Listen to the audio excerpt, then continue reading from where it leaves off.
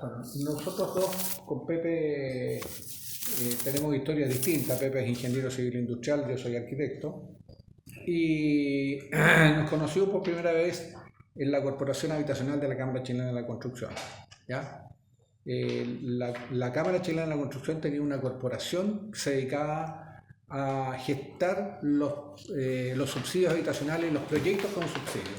En el fondo generó una empresa o una corporación en este caso que apoyara a las empresas constructoras que eran básicamente en esa época constructores o pega ladrillo, ¿no es cierto? Eran contratistas del servicio. Y cuando pasa esto de contratista de servicio al tema del subsidio, al sistema de subsidio, bueno, las empresas se ven abocadas, oye, ¿quién es mi mandante? Esta empresa que normalmente iban, se presentaba una licitación, construían, alguien les pagaba, el servicio colocaba las viviendas y ellos iban para la casa. El servicio de repente cambia y dice, no, ahora yo les voy a pasar un voucher a la demanda y usted tiene que ir y entenderse con la demanda. Tiene que vender el producto, calificar el producto, financiarlo, parte de la construcción, porque todavía había créditos del Estado, y el resto también con bancos. Y los créditos hipotecarios. O sea, era un cambio de paradigma para las constructoras enorme. Y en ese instante la Cámara crea la corporación que ya existía y le cambia el giro y dice, no, aquí vamos a tener una corporación que se va a dedicar al tema de los subsidios y va a respaldar y apoyar a estas empresas que todas estaban en el ámbito del pega ladrillo que llamamos nosotros, a un ámbito un poquito más constructor inmobiliario, ¿ya?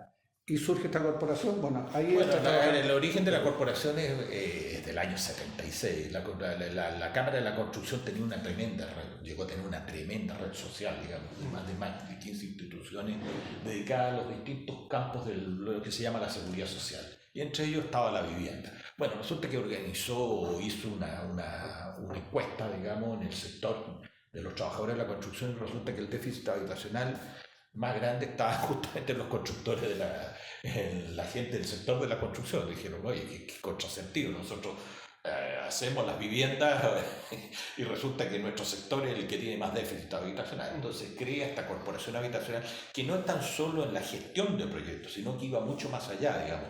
O sea, este proceso partía, digamos, teníamos un batallón, por decir, de asistentes sociales que iban a las empresas, sobre todo ligadas a la Cámara de la Construcción, a hablar del incentivar el ahorro. Incluso la corporación llegó a entregar hasta 12.000 en alguna oportunidad 12.000 viviendas anuales, digamos, a pesar de que no las construía, digamos. Pero sin embargo, su base de gente que tenía, digamos, un proceso de ahorro era el triple de esa cantidad. Entonces había mucho incentivo al ahorro popular. Cuando se creó la libreta ahorro para la vivienda, la corporación estuvo activamente en eso, incluso a través de otra institución de la Cámara, que era la Caja de Compensación de los Andes, se hacía un descuento por planilla. O sea, la gente, tú las enganchabas, pero olvídate, todavía no había proyecto ni nada, sino que habría con una UF o menos una libreta ahorro para la vivienda. Incluso la persona, a través de la corporación, entregaba un mandato para que se le descontara por planilla un monto, digamos, y que se le iba informando y que nosotros lo abonábamos a las cuentas de ahorro. Entonces había un proceso de que nosotros llamamos organización de demanda, que era mucho más simple y un poco lo que hacía también todo el sistema cooperativo. Entonces la Cámara de la Construcción, por una parte, tenía esta institución del parte de la red social, que era la Corporación Habitacional, que llegó a ser, olvídate, 12.000 unidades, llegó en su pic, digamos. Claro. Y al mismo tiempo, dentro de los empresarios de la construcción, se subdividían en dos categorías. Uno, los del Comité de Vivienda Pública, que básicamente se dedicaban a las viviendas económicas con subsidio. No era estricta, pero básicamente a eso. Y después estaba el Comité Inmobiliario. Bueno, con el devenir del tiempo, la Cámara hoy día, hace ya más de 10 años, 15 años, simplemente eliminó la Corporación Habitacional y el Comité de Vivienda Pública ya no existe también hace, no sé, al menos 10 años. Entonces, todo este asunto, digamos... Y bueno, y las cooperativas han devenido prácticamente hoy día en inmobiliaria. Claro, se perdió todo ese tema que era súper importante y que uno lo ve hoy día cuando trabajas hoy día con los distintos proyectos. Uno de los problemas de la gente, oye, ya, perfecto, oiga, pero hay que poner este ahorro. No lo tengo. ¿Quién está incentivando eso? Claro. Y O es sea, enorme. porque la gente no, en su época entendía que era parte Del del proceso. problema, pero también era parte de la solución. O sea, oye, yo para tener una vivienda tengo una parte que cumplir, que es el ahorro. Y para empezar a cumplir el ahorro tengo que partir poniendo el primer peso, porque si no pongo nunca ningún peso y de la noche a la mañana alguien viene y me dice, mire, tanto de ahorro. Ah, chuta. O sea, siempre estoy abajo del cerro y nunca lo he subido. Entonces, en esa época, que se entendía, porque había un mercado poco bancarizado, justamente todos estos sistemas cooperativos, la corporación, hacía que la gente empezara a ahorrar. Y todas las cuentas individuales, o sea, no es que fueran y pusieran la plata en la corporación, no, se hacían en la banca, pero lo hacían a través de la corporación para tener un cierto ordenamiento, alguien que ordenara esta historia. Y además con una presencia, como el caso de la corporación, que era de Arica hasta Chiloé.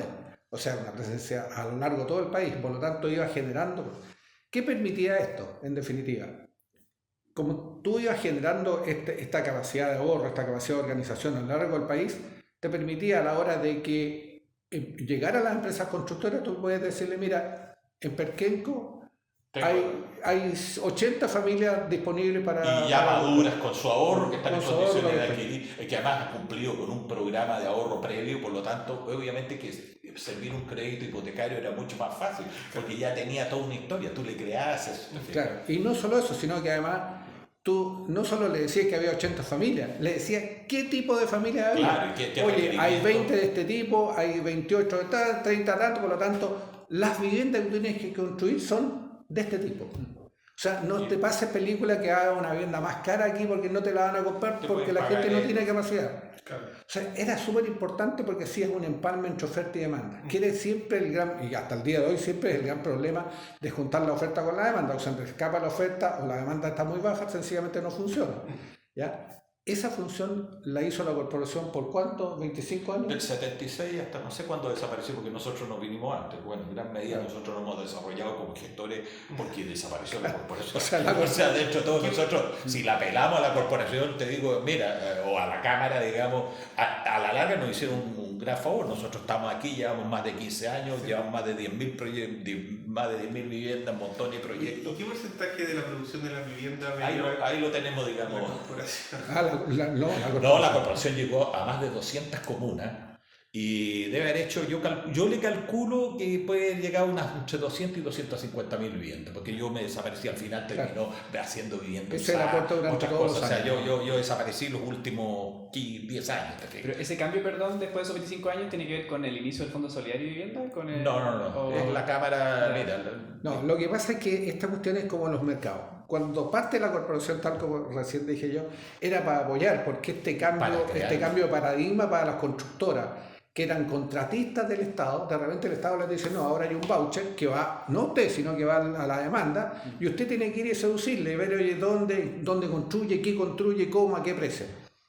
Entonces, aparece la corporación en este papel. Que Y ya por lo tenía tanto avanzado. empezó la corporación a generar esta historia y a armar este cuento hacia las constructoras. Un papel súper importante. Prácticamente creó el mercado inmobiliario de vivienda económica en prácticamente, yo te diría, en más de 200 comunas de Chile. Sí. Antes, si no llegaba el Estado en Perquenco, simplemente no se hacía nada. Por primera vez llegaban, digamos, un contratista o una empresa constructora, entre comillas, que así desarrollaba un proyecto para el subsidio, pero efectivamente generaba esto y después, digamos, estaba la corporación que colocaba a estas personas. O sea, de hecho la corporación hacía más del doble de lo que hacían juntando todas las cooperativas. Juntando todas las cooperativas, la corporación hacía el doble del total de eso. Sobre todo en el programa especial de trabajadores que también lo eliminó. Que también lo eliminó. Bueno, ¿qué pasó con esto? En la medida que el mercado fue madurando y las constructoras que se ligaron a la corporación, de hecho la Cámara dijo, una constructora que quiera trabajar con la corporación tiene que ser socia de la Cámara. Entonces obligó a muchas constructoras chicas a hacerse socias de la Cámara para poder trabajar con la corporación, porque les prestaba este apoyo y todo esto. Bueno, pero en la medida que fue madurando el mercado, las constructoras empezaron a, oye, chuta, ¿sabéis que esta cuestión Está funciona? instalado pequeño, ¿para qué quiero más competencia? Claro, el ministerio también se dio cuenta del rol de la corporación y por lo tanto usaba mucho a la corporación dentro de los programas. Oye, por favor, teníamos reuniones con ellos, veíamos estadísticas y toda la historia.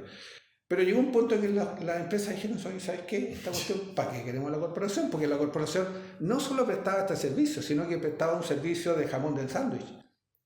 También lo prestaba a favor de la demanda. Por ejemplo, tenía que regular precios, llamaba a licitación si era necesario para que las... Promovía la competencia. Entonces Promovía ya la que estaba competencia. instalado por primera vez, digamos, ya... Oye, la primera es re buena, digamos. Me gané la primera, pero ya después competir no le gustaba. Claro. O sea, después cuando ya estaban en la comuna X decían, oye, no me llamen más competidores, pues ya me la gané ya. No, pero te ganaste en la primera. Pero entonces empezó un conflicto de intereses entre la corporación y las empresas cámaras que dijeron, no, ahora queremos nosotros manejar el tema. Entonces nosotros le advertimos a la cámara, le dijimos, oye, sacar a la corporación para afuera significa que sacas un regulador súper importante del mercado. Es un regulador que además tiene una mirada desde la demanda, no desde la oferta. Y por lo tanto tú vas a sacar una persona, una empresa o una institución que apoya la demanda, que es súper importante, porque el eslabón débil entre oferta y demanda siempre va a ser la demanda, porque está menos informada. Sin embargo, las empresas tienen instituciones, la propia Cámara, ¿no es cierto?, los agrupa. Y la Cámara dijo, no, porque aquí hubo presión de las empresas por sacar a la corporación para afuera, porque nos compite, porque aquí, porque nos hace aquello. Resultado final, la terminaron la corporación por ese motivo. Esa fue. Que por otro lado, tal como dice Pepe, cuando la terminaron, nosotros dijimos ya, los 5 ok, años desaparecieron ellos. nos vamos y la corporación 5 años después la cerraron, en definitiva, porque en el fondo la querían cerrar. No querían, en el fondo, alguien que les regulara. Es más, la corporación hacía inspección técnica. Todas las obras, todos los contratos que hacía la corporación con las empresas, inspección técnica, que era de la corporación, no de la Cámara, ¿ya? Bueno, pero eso se extinguió en el tiempo, salió y el mercado quedó ya regulado entre oferta, la Cámara por un lado de las empresas y el Ministerio. Y ahí cambia totalmente el esquema. Solo que nosotros estamos analizando cómo han evolucionado la vivienda económica y la importancia que ha tenido también en cuanto a la acción de la política habitacional. Entonces ese es nuestro trabajo básicamente, como dice así, orientado, digamos, desde los años 90, en donde fue el auge, digamos, y cuál ha sido la evolución, bueno, y qué ha pasado con la cantidad de viviendas, qué pasa con la eficacia de los programas habitacionales, y bueno, con el déficit, etcétera, etcétera, digamos. Entonces, por eso tenemos todo un desarrollo hecho, y la importancia que ha tenido también, porque efectivamente, con respecto sobre todo a los estándares y la categoría de identificación, es evidente que las viviendas económicas de los años 90 ahora son casi incomparables. El problema también es que los precios son absolutamente incomparables, digamos, y sobre todo la cobertura. Entonces, si antes llegabas a más de 30.000 en la región metropolitana, cubrías más de 30.000, hoy día está cubriendo más de 10.000. Entonces, claro, el que gana la solución espectacularmente mejor, pero por cada solución que entrega nosotros entendemos que hay otros 3 que no reciben nada, digamos. Entonces, cuando tú haces claro, espectacular el estándar del que recibe, pero los otros 3 son toma, ruco, cama, carpa, allegamiento, etc. Entonces, si hacemos el gran balance, decimos, ojo. O sea, en este instante el balance nuestro, bueno, eso es un poco lo que muestra. Entonces, ojo, digamos, la política ha venido... La política sin deuda, el hecho de, porque efectivamente todos los programas 90 por poco, pero tenían un crédito hipotecario y había todo un... Claro. Bueno, ahora esto de sin deuda y extenderlo hasta el 60%, bueno, al final lo que tú estás logrando, digamos, es que, imagínate, por decirte algo, tú pones 1 millón y te ganas una vivienda que a precio de mercado se acerca a los 100 millones. Es verdaderamente, le resuelve el problema, pero cada vez son menos, ¿te fijas? Entonces la posibilidad de que haya corrupción es gigantesca. Entonces es absurdo. Antes lo que tú entregabas al quintil más pobre, ahora lo entregas hasta el 60%, sin agregar toda la defocalización. Porque el hecho de tener una vivienda social, entre comillas, tan atractiva, digamos, obviamente que todo el mundo se pone en la cola, hasta lo que no les debiera corresponder, y con una cosa a mí, modo de ver, con un populismo, pero ya extraordinario, cada vez hasta el 60% hoy día puede construir una vivienda sin deuda y de sectores vulnerables. Entonces, insólito, estamos hablando que el 60% está por sobre la media, sobre la mediana nacional. Entonces son cosas y llegas a cierto absurdo en los proyectos. Ustedes han hecho DS-19. Sí. A nosotros ahora nos acaban de cotizar un DS-19. En la comuna de... El X comuna. No voy a decir cómo, pero en comuna centro. Bueno, resulta que ahí el departamento más caro, que vale 2.800 UF, tiene 48 metros cuadrados. Y el de los vulnerables tiene 52 metros, en donde le está obsequiando a la gran mayoría estacionamiento, incluso estacionamiento subterráneo. Si se vale 2.008 el estándar hoy día de la primera, entonces eso vale 3.000 UF, vale más de 100 millones y coloca uno. 2008 son con subsidios. Recuerden que el nuevo precio que tienen hoy día los departamentos, Cerrillo, el nuevo precio máximo que tiene con subsidio hasta 2.800 euros. Claro. Entonces termina pasando eso, que al final... Entonces la casa más cara tiene 48 y la otra 52 para los vulnerables. Entonces está toda... La pregunta es, oye, ¿y cuánto paga 1 millón? El resto, y además... Sin crédito hipotecario. Claro, vale, pero es que vale 1.400, es que no vale 1.400. Después No sabemos que los que pagan subsidian a... Hay subsidios cruzados. Hay subsidio de todo tipo, entonces alguien lo está colocando. Entonces la pregunta es entonces, ¿qué hay que ponerle? Entonces el mismo ministerio sabe que han subido, es impresionante, la escala lo podemos ver, cómo han subido los subsidios unitarios, pero los precios suben aún más, ¿te fijas? Y es cosa de ver, digamos, el mercado de cuánto se está pagando, también lo tenemos, se está pagando por arriendo, porque la inmensa mayoría queda fuera de esta fiesta. Cada vez es más el porcentaje que queda fuera de esta fiesta. Entonces la pregunta es, el Estado ya no puede, porque efectivamente financia, se está gastando el doble y hace la tercera parte. Claro, entonces Cada vez deja más gente afuera. Claro, entonces estás quedando más gente afuera y eso implica que por otro lado tu déficit habitacional empieza a subir en forma exponencial. Empiezan a subir las tomas, el allegamiento se empieza a incrementar, entonces el fielto dice, bueno, algo está fallando, porque en algún minuto controlamos el crecimiento del déficit, lo logramos casi parar y dijimos, bueno, ok. Lo paramos y lo descontamos. Claro, y se descontó una cantidad, pero hoy día es al revés, hoy día no está parado el déficit, sigue creciendo, y tú dices, bueno, entonces la política, ¿qué? Y con la inflación, además, aquí lo tenemos dimensionado, también agregaste otro factor importante. Y con los estándares aumentando, ¿viste? Que... Claro, entonces la pregunta, ¿hasta qué punto es decir, claro, metemos en un tema?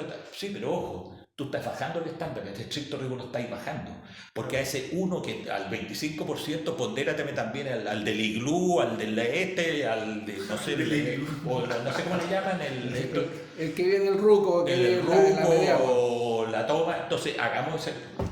Entonces efectivamente te estás mintiendo. Claro. Entonces le da a uno un estándar. Ahora, ojo, porque además se confunde estándar con calidad. Entonces uno dice, a ver, oye, pero tú estás en contra de que la gente tenga vivienda. No, un momentito. Una cosa es que la gente tenga una vivienda de calidad y otra cosa es que yo le eleve el estándar. Que yo empiezo a poner muchas especificaciones agregadas, ¿no es cierto? Porque en definitiva lo que hago con eso es hacer menos unidades. Estoy haciendo menos unidades.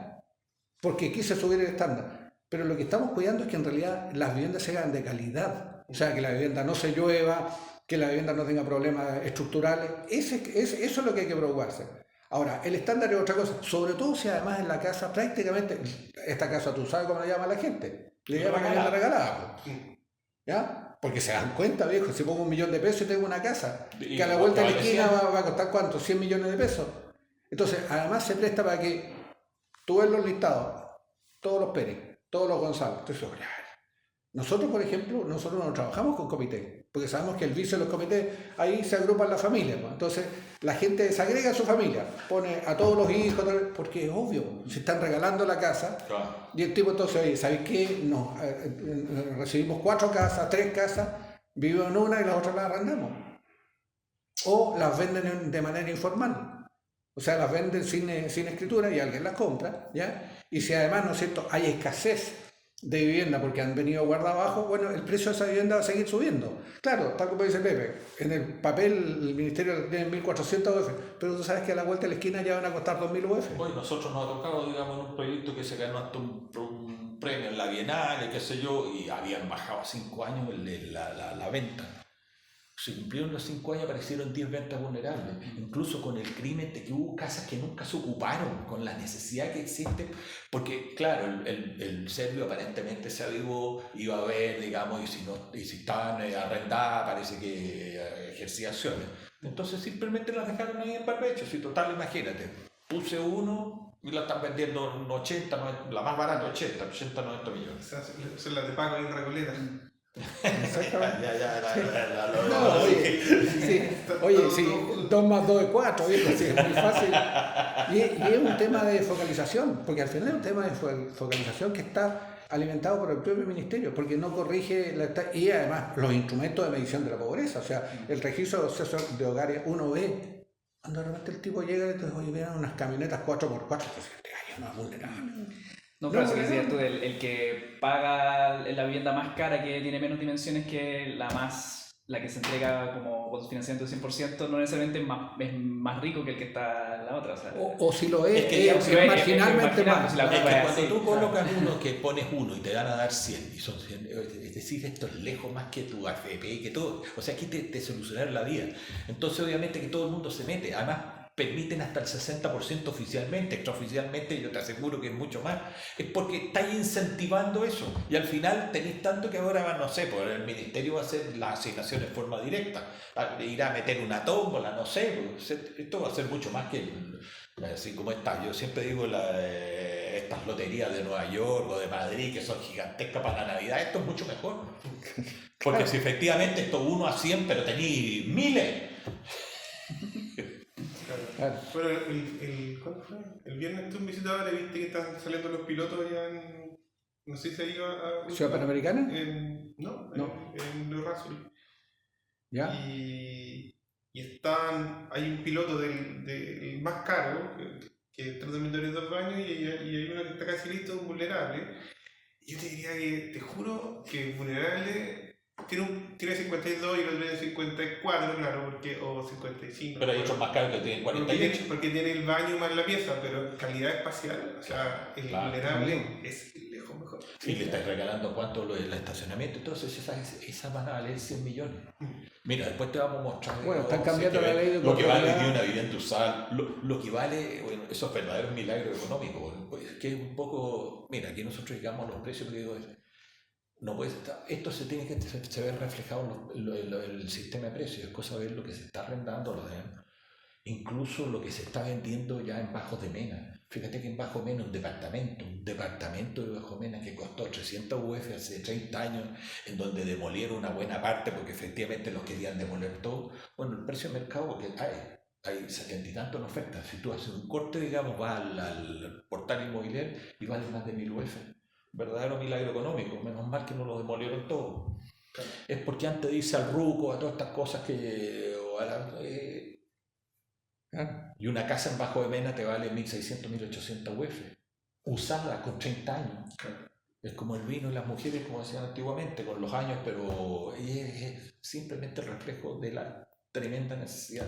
Claro, porque te aumentó tanto el déficit que en definitiva la gente está dispuesta a pagar cualquier cosa. Bueno, estaba viendo recién hoy día en la tele el tema de unas tomas y en Antofagasta, estaban desalojando una toma hoy día en la mañana. Y me quedé para escuchar, sobre todo si entrevistaban, y empezaron a entrevistar a las personas, ¿y usted por qué está en la toma? No, yo tengo 2 hijos, vivo sola y tengo que elegir. ¿Cómo que elegir? Sí, pues si me cobran por una casa 450.000, 500.000 pesos el arriendo de una casa y yo gano, decía ayer, hace ahora gano un poquito más de 400.000, tengo que elegir o como o tengo una casa. Obviamente tengo que comer y por lo tanto, como tengo solo para comer, tengo que irme a una toma porque no puedo pagar un arriendo de esas características. Claro. Y claro, entonces, pero ¿cómo? ¿Y cuántos miles había en esta historia? No estoy justificando la toma, pero estoy diciendo claramente que eso te está reflejando algo que está pasando más abajo, que es el tema, ¿no es cierto?, del déficit. O sea, este bolsón está a punto de estallar, diría yo, ¿no es cierto? Y obviamente el estallido es la toma, el allegamiento... Este estudio nosotros lo terminamos aquí, esto está hecho para la región metropolitana, y efectivamente, digamos, cómo está evolucionando el déficit y, bueno, y cómo bien... la cosa, pero de la máquina. Oye, una pregunta que tú decías ahí, Mario, que al comienzo de la conversación era que tú lograbas sacarle una foto como exacta a la demanda, qué era lo que pedía la demanda. Y cuando ¿qué es lo que piden? Tú te referís también a necesitamos una solución habitacional de 3 dormitorios, a veces un dormitorio, tantos metros, ¿Qué A ver, tipo yo lo reflejaba cuando nosotros hicimos como 10 años clases en la Católica en el CIO, hicimos ahí algunas clases, y gente de posgrado. Y nosotros, lo que yo reflejaba decía, cuando estábamos en la escuela de arquitectura, ¿qué nos decían los profesores cuando estudiábamos arquitectura? Ustedes para diseñar una casa, estaban hablando de casas individuales, toda la historia, usted se reúne con la familia, conversa con ellos, va al sitio, ¿no es cierto? Ve las orientaciones, la calidad del suelo, las necesidades de la familia, tiene 2 hijos, 3 hijos, y en función de eso diseña una casa. Bueno, eso en construcción masiva, con subsidios, es imposible. Yo no puedo juntarme con cada familia en particular, ¿no es cierto? Que un poco también este populismo de la gente, que hay que sentarse con la gente a diseñar. Para nada. Para eso están las estadísticas. Y una buena estadística y un buen manejo estadístico es justamente, y nosotros lo aprendimos bastante en la corporación, y Pepe en eso es brillante en manejar eso, es sentarse con las estadísticas en la mano. Censo, déficit, subsidio, poner todo en la mesa y por comuna. Y uno cuando empieza a ver esto dice ya, empiezo a caracterizar tamaños de la familia, tamaño promedio, características etarias, necesidades, y con eso uno construye un programa, construye una. Cuando nosotros partimos en San Alberto Casafieja, que fue el primer proyecto de integración social que se hizo, que No. es ese que... Está ahí. No, ese Ese fue el Sí, pues el SRI. Sí, eso es bello. Bueno, en Casa Vieja, donde partimos, en cuanto no existía el programa de integración social, dijimos, oye, aprovechemos lo que recién habíamos salido de la corporación, lo que manejamos en la corporación. Hagamos un manejo estadístico. Vamos para allá y hacemos un estudio de la comuna de Puente Alto y sus aledaños para decirle a Sí, quién. pero también paralelamente, Mario, nosotros instalamos una oficina frente a la Dideco, donde estaba la Dideco de Puente Alto. Instalamos una oficina y entrevistamos a, exactamente, me acuerdo, 508 familias teníamos absolutamente registradas de las redes, en donde las estratificamos por deciles, de acuerdo a su ahorro, su ingreso, el número de familias, y efectivamente sobre esa base, digamos, antes de haber ni siquiera tenido a firme los proyectos, digamos, solo se estaba trabajando en la urbanización. Claro.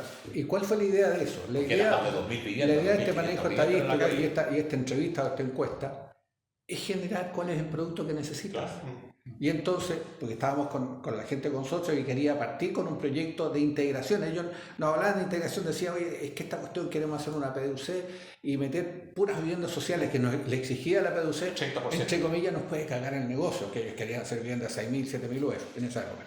¿Se fue un poco pedo que se hicieron? ¿Sí? No, nunca casi se no hizo. se hizo. No se terminó Fracasó. haciendo por el tema de los costos. Bueno, pero al final, ¿no es cierto?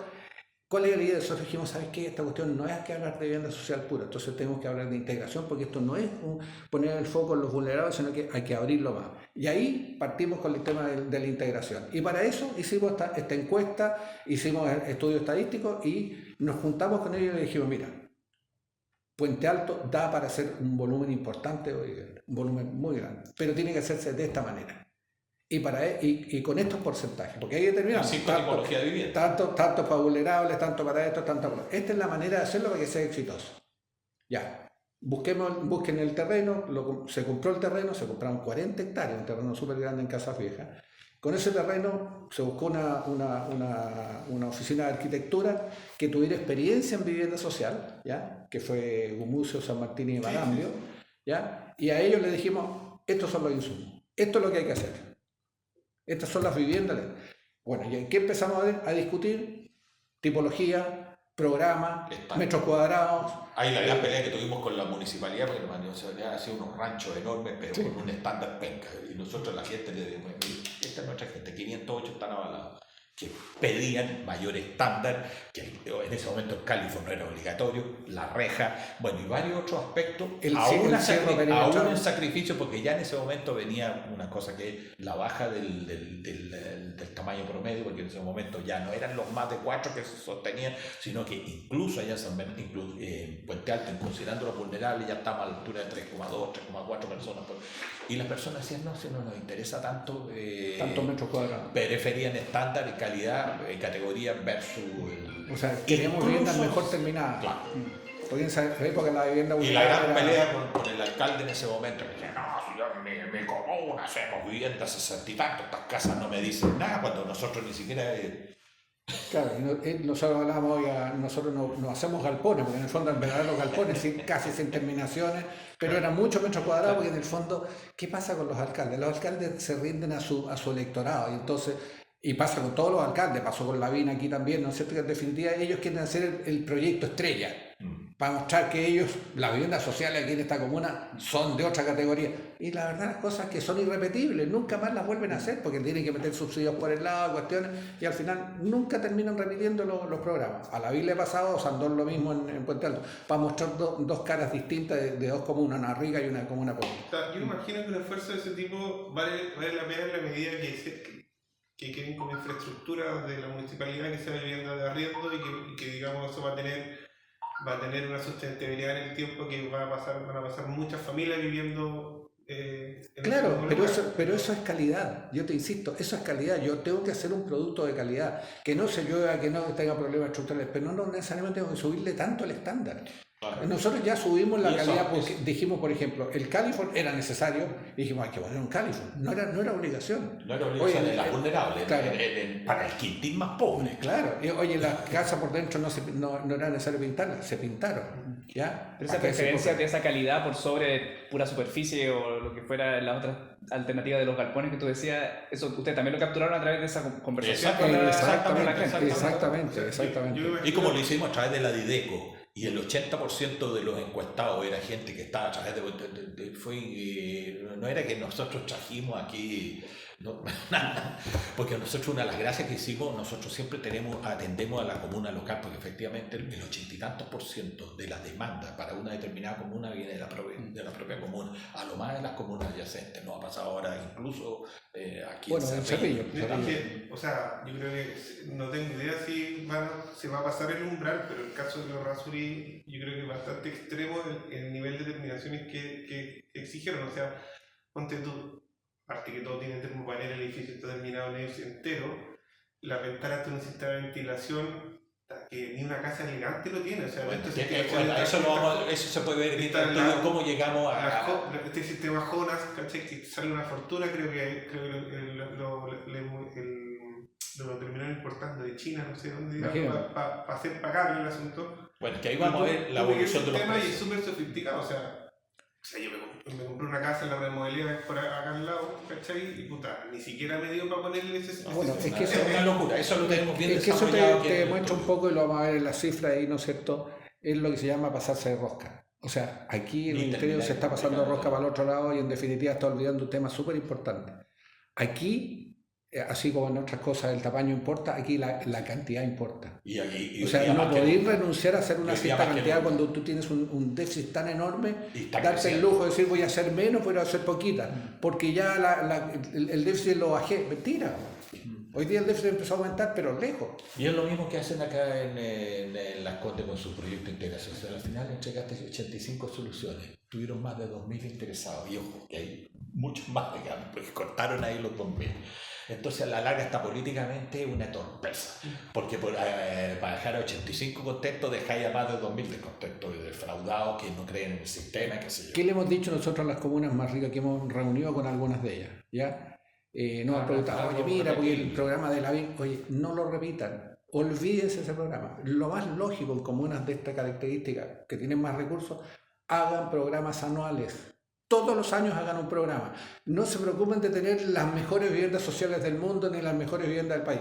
Tengan viviendas sociales de calidad, del mismo estándar que tienen las otras viviendas sociales, pero hagan todos los años un programa, cosa que la gente sepa a qué tenés.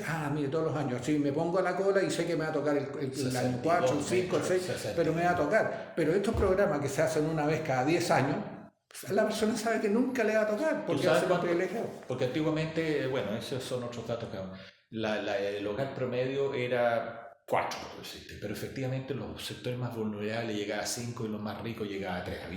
Hoy en día esa cuestión hasta eso se borró. El ministerio acaba de cerrar una cuestión, fíjate que el promedio de los campamentos es 2,92. Y ahí ya no puede haber más vulnerables que los campamentos, te fijas. Entonces la pregunta, ¿para qué exigir 52? O sea, tú dirías 52, estamos hablando de 18 metros, si eso no lo tienen ni en Tokio ni en Nueva York, si esa cuestión... Imagínate que hace 20 años que decíamos cómo llegar al mínimo de 10, que significa no hacinamiento en términos internacionales, digamos.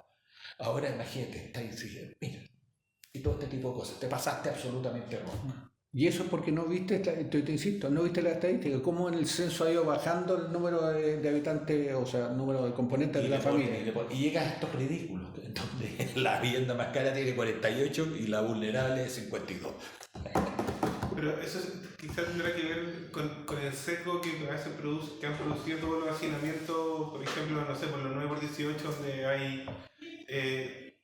claro, terreno donde pueden vivir 2, 3 familias juntas, porque el terreno también da para que está empezando pero que para eso pero estas no son para llegar, o sea, termina con el déficit en el fondo, pero termina con lo justo, digamos, que cada uno tenga su vivienda, pero ¿para qué le agregas?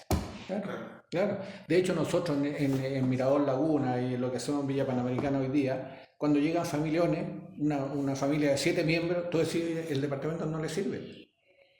No le sirve. No, sí. Entonces dijeron, oye, pero no, deme el primer piso, yo me las arreglo. Tú sabes que lo que te está pidiendo, oye, yo voy a ampliar ahí. Sí. Entonces, ¿qué le hacemos nosotros? Como tenemos proyectos en Buinipaine, que son casas, oiga, le damos la oportunidad para irse allá. No, pero es que yo quiero aquí. No. ¿Lo dejamos fuera? ¿De frente lo dejamos fuera o le damos la oportunidad de casa que sí pueda ampliar? El porcentaje de estacionamiento de los sectores vulnerables es mucho mayor que los emergentes y muy similar a los sectores medios. O sea que la probabilidad y lo está exigiendo. O sea, en el fondo tú tenés que ver que el auto es tan necesario para uno que para otro.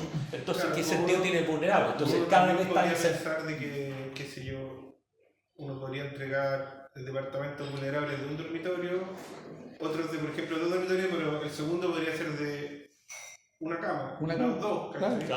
Y también podría haber de 3, o sea, como que, porque al final es una cosa como tan mecánica que obliga que cabe un perfil de familia, Claro, digamos. uno para todo. Claro, Uno para todo eso es bastante... y por eso Álvaro tienen que leer las estadísticas, leer lo que está pasando en los censos, oye, esta es la familia chilena, esta es la composición, ¿para qué decir edades y una serie de otras cuestiones más que hay que incorporar? En Villa Panamericana, ¿cómo se llama? En el Mirador Laguna se llama ahora el de Cerrillo. Nosotros acabamos de esto que ya estamos vendiendo, hicimos una encuesta sobre los primeros 42. Resulta que el 75%, bueno, una cosa insólita, el 55% tiene entre 24 y 30 años, lo que ya reservaron. Bueno, obviamente que la inmensa mayoría, el 76%, es del sector norponiente, por así decirlo, así, no tan al norte ni tan al poniente, porque luego se prefieren casa, digamos. Bueno, la inmensa mayoría es Cerrillo como una aledaña, el 50%. Claro. La edad, el promedio de 33 años, cuando vuelve es 55, y bueno, y el 76% son profesionales. Espero que nos estén comprando para después instalar oficinas.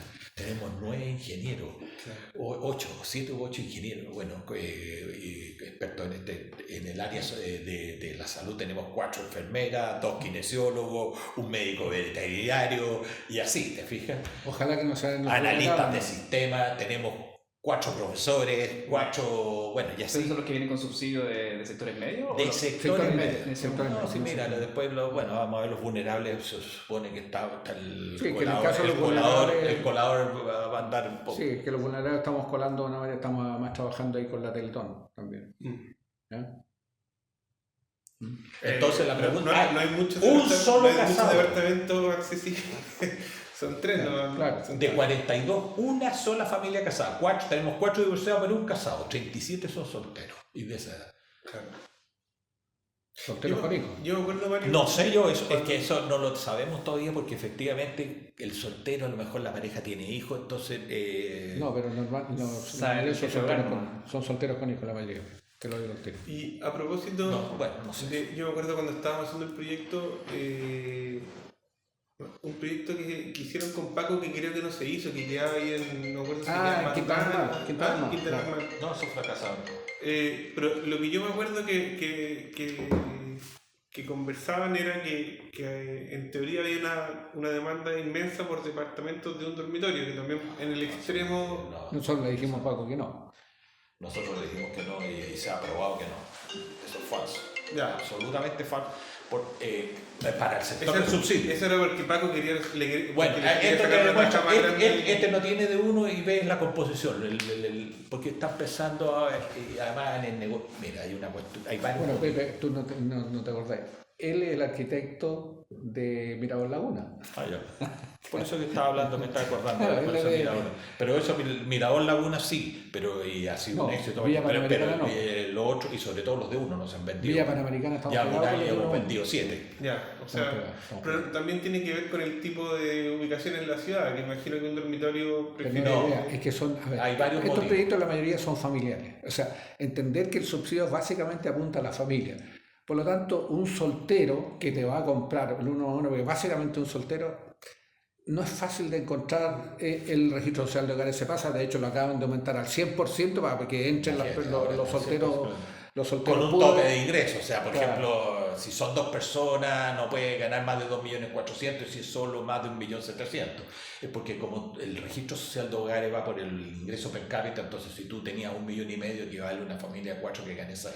Por lo tanto, entráis de un viaje en el tramo más alto y no tenéis derecho a subsidio. Claro, que Ese van a era el ser al principal problema, pero hay otro problema adicional. El precio que le ponen, porque estas de 30 metros te valen 2.300, 2.400. No son baratas. Y resulta que por 200 UF más te vaya al doble y te sale menos de 100 lucas más en el dividendo. Entonces, ese que te estoy diciendo, ese profesional joven que te digo que es el típico dice, no, ¿para qué? Yo lo estoy viendo con negocio, ¿cómo esta porquería? No. Y además que gasto el subsidio no lo puedo ocupar nunca más, entonces ¿para qué lo voy a gastar en una porquería que me sale un 70, 80 UF el metro cuadrado cuando puedo Por comprar? ejemplo, Paco acaba de Entonces decía, así un pésimo negocio, por todos lados no te cierra. uno más uno en ¿cómo se llama? En La Pintana. Le digo, ¿estás loco? Y con estacionamiento subterráneo, ¿no? ¿Cómo a una que te refieres? O sea, un dormitorio y un baño en La Pintana. Le dije, bueno, pero si La Pintana es familiar, ¿a quién le vaya a vender un departamento de un dormitorio y un baño en La Pintana? Claro. Con estacionamiento No, es que mira, ya lo hicimos, lo presentamos, no lo aprobaron. No nos considere, le dijimos. ¿Ya? Igual se presentaron en San Joaquín y ahí nos dijeron, oye, San Joaquín un poco distinto, y dijimos, ya, ok, vamos ahí, pero en La Pintana. Le dijimos. Hay otra razón económica, que efectivamente si tú analizas el departamento de uno, lo va a ocupar, bueno. Resulta que si tú analizas, nosotros lo analizamos, resulta que el promedio de los departamentos de 1 a 1 tienen 26 metros, hay de 18. Entonces, ¿cuál es la diferencia?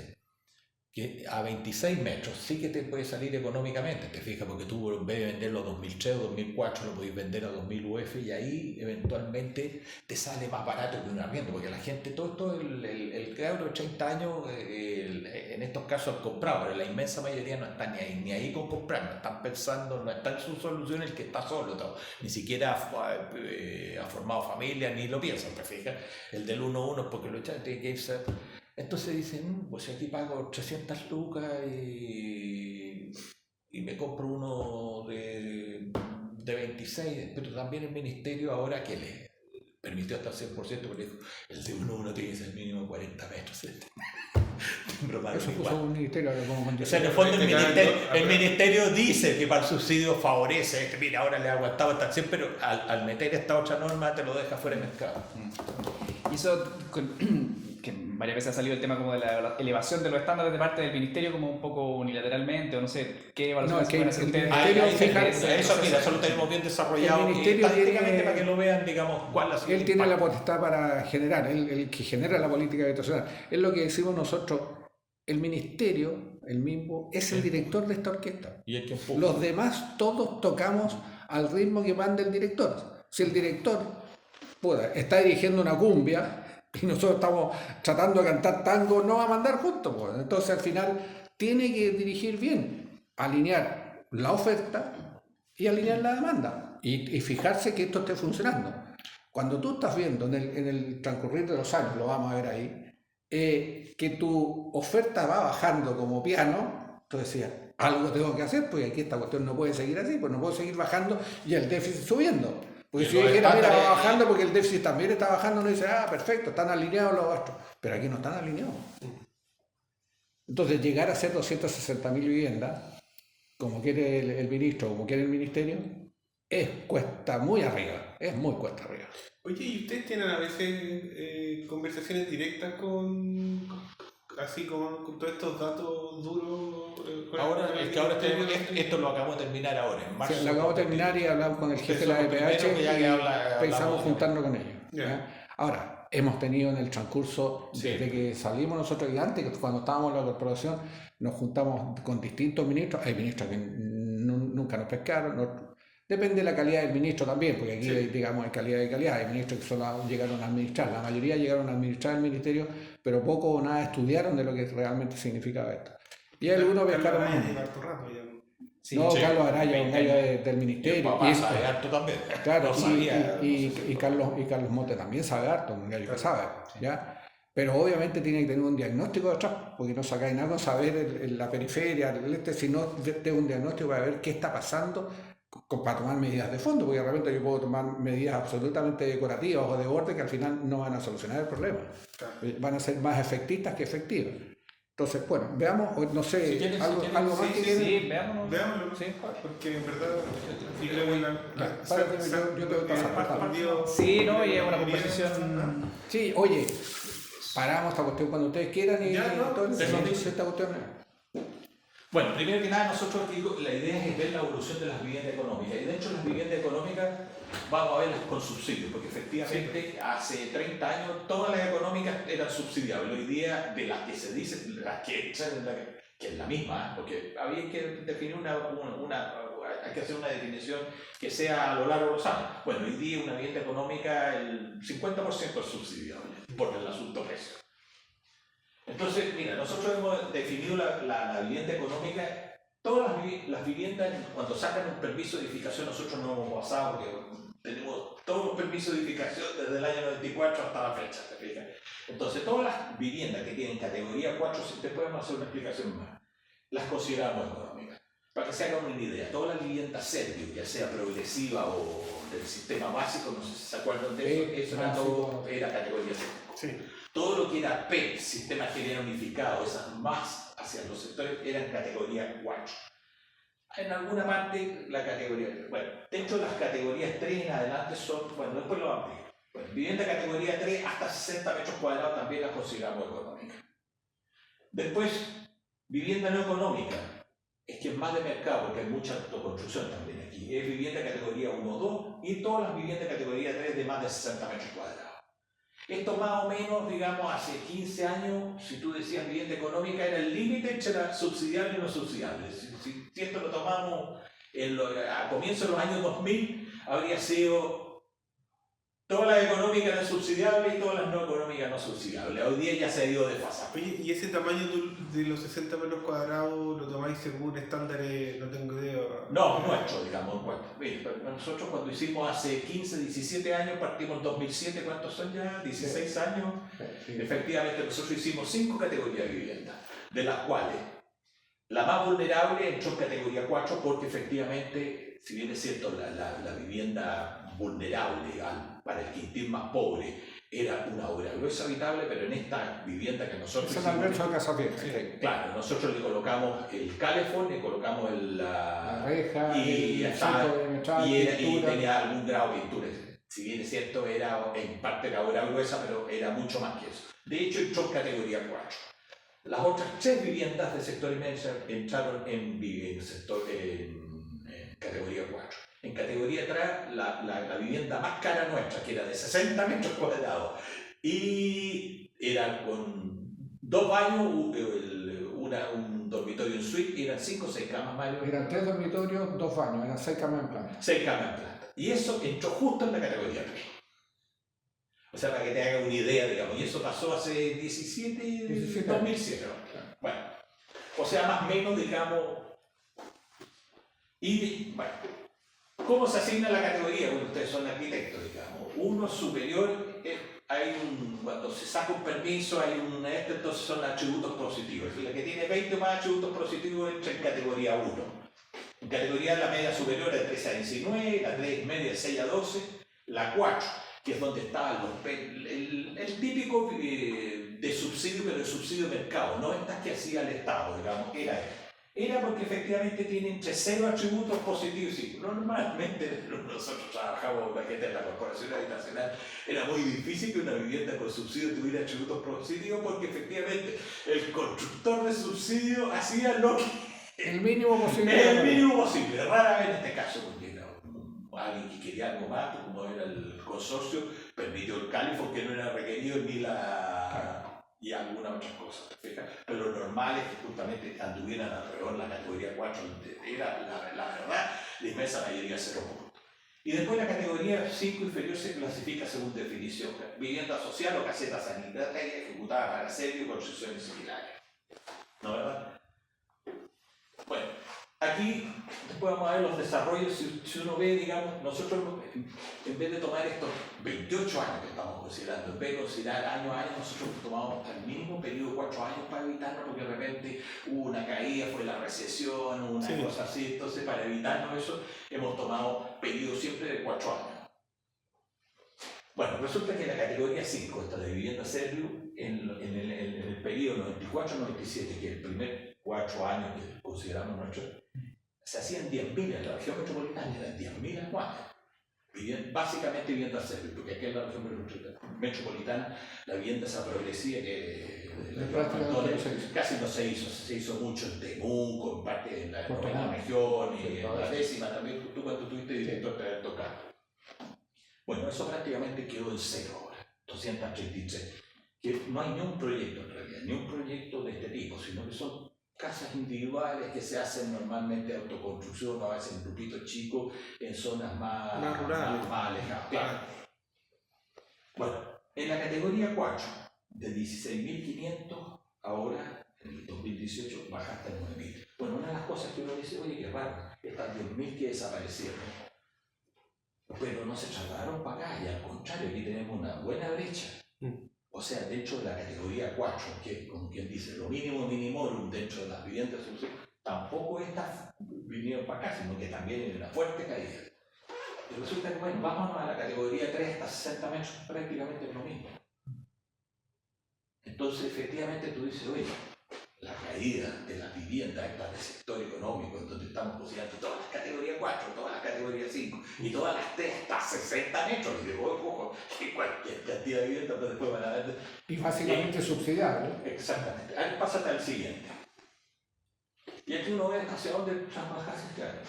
Cuando tú tomas la categoría 3, esta que tiene hasta 6 puntos, bueno, de 9.000 te fuiste a más del doble. Bueno, aquí están muchos de departamentos que se hicieron en los sectores centrales, sobre todo, o en el suroriente, o sea, Macul, Independencia mismo. Claro, es que es central. Y después, en la categoría 2, también te fuiste al doble. Estas son ya, francamente, estas son viviendas que hoy día te valen 10.000 UF, promedio. Estas también te fuiste de 10.000 a 20.000. En la categoría 1 prácticamente nada. O sea, uno nota, digamos, desde el punto de vista de la categoría, los estándares, cuando los permisos de edificación en estos 25 años, un chafasije, pero brutal. Es brutal, digamos, y en cierta medida uno empieza a entender por qué desaparecen las cooperativas, se hacen inmobiliarias, por qué desaparece la corporación habitacional, porque ya no hay un comité de vivienda pública, pues efectivamente, es decir, dentro de lo que se está haciendo muy poco y esto se vació completamente hacia arriba. Bueno, pasa lo siguiente. Perdón, la estadística base son los permisos de edificación. Los permisos de edificación. Y el número que aparece es el promedio anual, ¿cierto? El promedio anual de esos 4. De esos 4 ya. Número anual de viviendas no económicas construidas en el periodo 94 y las variaciones observadas en superficie construida por unidad en la categoría. Y ahora vamos a entrar en las densificaciones en la altura y además, bueno, si uno dice evolución de la... Esto está tomado a 100%, a pesar que aquí está Bueno, resulta que en el periodo 94-97, de 58.000 que te suman aquí, 36.277 entraban en la categoría económica. O sea, eran 4, 5 o 3 hasta 60 metros cuadrados. No económica eran 21.000. Mira cómo ha ido evolucionando esta cosa hasta que hoy día 19.000 son vivienda económica. Y ojo, que muchas también te vuelvo a insistir que la vivienda económica, la subsidiable, es casi el 50%. Y 43.000 de estándar superior. O sea, esto es el chafasiji que se produjo, que es brutal. Bueno, si el país fuera así y esto correspondiera a la demanda fantástica, lo otro que llama la atención también que aquí si tú sumas alguna y otra llegas a casi 60.000 viviendas. Si tú sumas aquí te va a 63.000 viviendas. O sea, efectivamente, si tú te fijas, digamos, la cosa ha andado alrededor de las 58, 70. O sea, efectivamente, llama la atención también en cuanto a los términos absolutos. Y no es que aquí haya caído, sino que aquí son 86, son 61. Incluso aquí 17 y 19 son menos, ¿te fijas? O sea que la cantidad también no son un desplazamiento, sino las cantidades son relativamente bajas, porque efectivamente los locales siguen creciendo. Incluso, bueno, después vamos a ver. Pasa. Dale. Pasa la siguiente. Bueno, esta era un poco. Está bien. Estas son las viviendas económicas de 86.000, bajaste a 19, pero obviamente que la superficie promedio, si aquí era 46,9, ahora te fuiste a 50. Esto mucho empujado justamente por Eso de todos los permisos de edificación. de todos los permisos de la categoría económica. O sea, si tú ves, digamos, la vivienda económica, efectivamente, hoy día una vivienda económica en cuanto solo a superficie es significativamente más grande, digamos. Y es un poco porque toda esta exigencia que ha ido colocando el ministerio influye. Claro. Bueno, pásate a la siguiente, vamos No, y rápido. no solo influyen en lo que es con subsidio. Mal que mal, el inmobiliario mira lo que está pasando con subsidio y dice, yo tengo que tener un estándar mejor que este. Por lo tanto, si el ministerio sube su nivel de superficie y de estándar, el inmobiliario naturalmente va a subir un escalón más arriba. Por lo tanto, influye en todo el mercado. Bueno, y aquí una de las cosas que queríamos decir, estos son los censos desde el 82 al 2017, donde estas son los hogares. Cómo han crecido esto está a nivel de país, o sea, 2 millones a casi un poco menos de 6 millones. Los hogares promedio de 4,4 bajaste a 3,1, de acuerdo a mí, en nuestras predicciones ya estamos en 2,9, pero bueno. Entonces, aun cuando no hubiese crecido la población por el solo efecto de esta cosa, influye enormemente y el crecimiento del número de hogares. Y la demanda habitacional está más en función, más que en la población, en el número de hogares. Bueno, y el efecto que tiene en hacer viviendas más chicas, qué sé yo. Entonces llama poderosamente la atención cómo ese crecimiento tan significativo en la vivienda económica que va con chapelo de lo que está pasando en el país. Y además la superficie, o sea, Claro. mírate la curva acá. Pues. Claro. La curva de superficie va para arriba y aquí los hogares van bajando, Sí. la cantidad de integrantes del hogar. Échale para la siguiente. O sea, esto demuestra que está totalmente disociado del tamaño. Bueno, entonces uno dice, ¿qué pasa entre la económica? Esta es la proyección que tenemos, ha sido sistemática. Pero efectivamente a partir de por aquí viene ya el crecimiento más fuerte. Y resulta que uno dice, ¿qué pasa con las otras, con las económicas? Bueno, es exactamente el fenómeno a la inversa. O sea, si una económica tenía 116 en el periodo, No económico. no económica, 94, 97 y 10 y 94, o sea, 22 metros cuadrados en promedio, menos. O sea, aquí se adapta a lo que está ocurriendo aquí, porque esto es forzado, esto no es natural, lo vuelvo a insistir. Nosotros lo sufrimos en el proyecto este cuando dijimos, no, si la gente quiere esto, no lo quiere, dale con darle con y meterle, y ahora llegamos a estas ridiculeces que el vulnerable tenga 52 y qué sé yo. Claro, o sea, el mundo inmobiliario se adapta más rápidamente a lo que quiere la demanda, pues los gallos tienen que vender esas casas. Por lo tanto, oye, yo tengo que estar mirando lo que quieren, si no me quedo acachado. Mientras que acá tiene mucha influencia de lo que manda el ministerio. Si el ministerio te está presionando a tener más superficie y más estándar, bueno, responde a eso. Ahora, pero no necesariamente responde a la demanda de ese segmento. Ahora, igual que el promedio sea más alto de lo que exige el estándar, ¿a qué se debe? Bueno, porque no todas son subsidiables a Facebook. Claro. Ya, vale. Bueno, después vamos a ver, mire, se te van a ir despejando varias porque aquí estamos en cuestiones muy generales. Bueno, la otra cosa, por ejemplo, la altura. Cuando tú tomas, digamos, las viviendas económicas, la categoría y aquí vamos a tomar la categoría y esta es la densificación, la altura. La altura promedio de las viviendas económicas en el 94 hasta casi el 2000 eran 2,2 y 2,4, era porque casi todo era vivienda, en sectores marginales, sectores más alejados.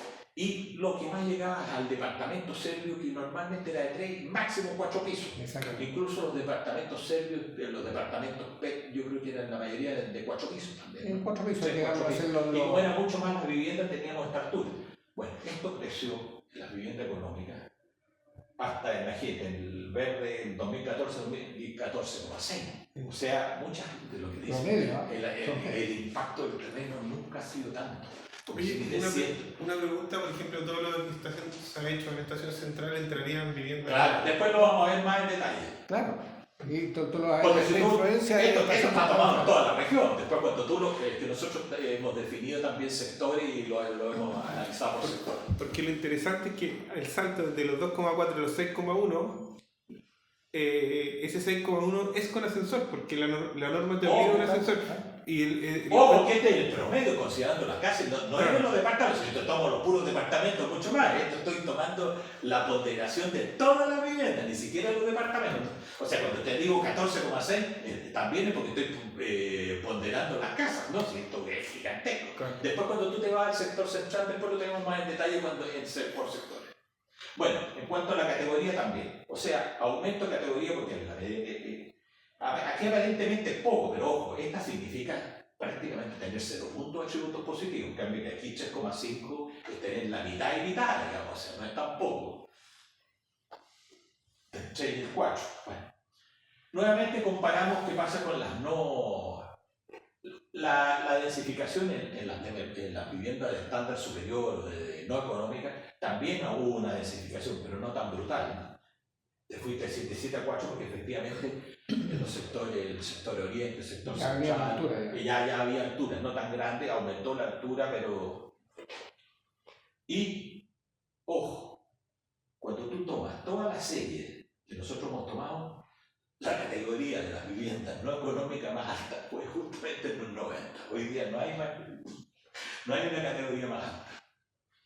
O sea, se ha mantenido el estándar. O sea, no es que digamos, es que toda la edificación. No, señor, es muy distinto. Para ver, digamos, cuando tomamos la de acá y la de acá. O sea, todos estos aumentos de. La demanda de casa sigue siendo muy fuerte. Sí, bueno.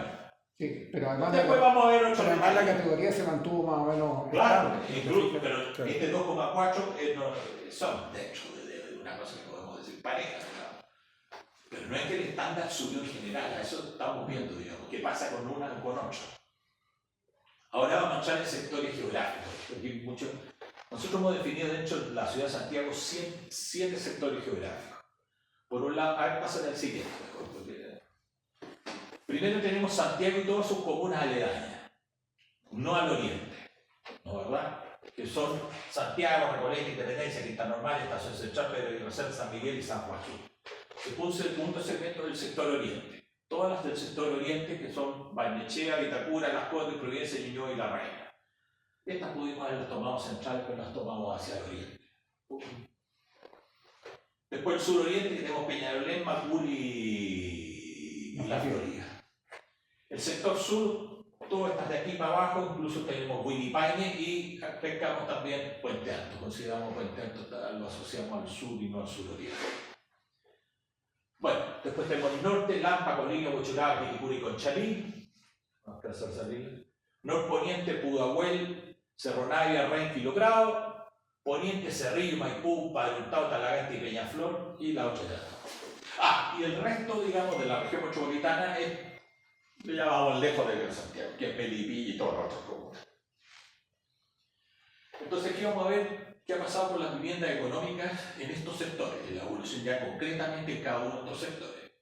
Bueno, primero que nada, en toda la región metropolitana, de 36.000 a 19, los metros cuadrados de 46 a 58. O sea, estamos hablando exclusivamente de vivienda económica. Los pisos de 2,2 llegaste a 14, ahora bajaste aquí el impacto que tiene justamente el DS19.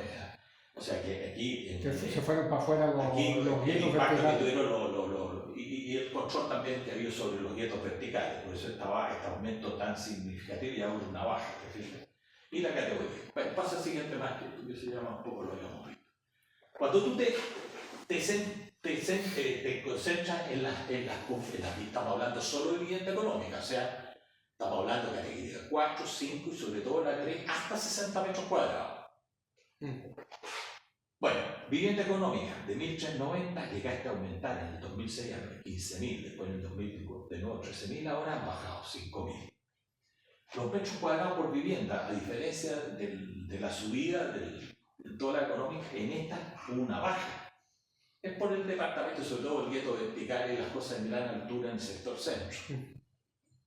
Ahora, con el DS19 y todo el impacto que tiene inmediatamente, empiezan a subir los promedios y bajan las alturas, porque efectivamente si tú tomas el centro de 4,9, casi 5 pisos promedio, te fuiste a 21 en el 2006, anduvo acá 23 cuando proliferaron los vientos verticales en la estación central, y ahora bajaste a menos de la mitad. Este es el impacto del control, sobre todo sobre los vientos, y la importancia también del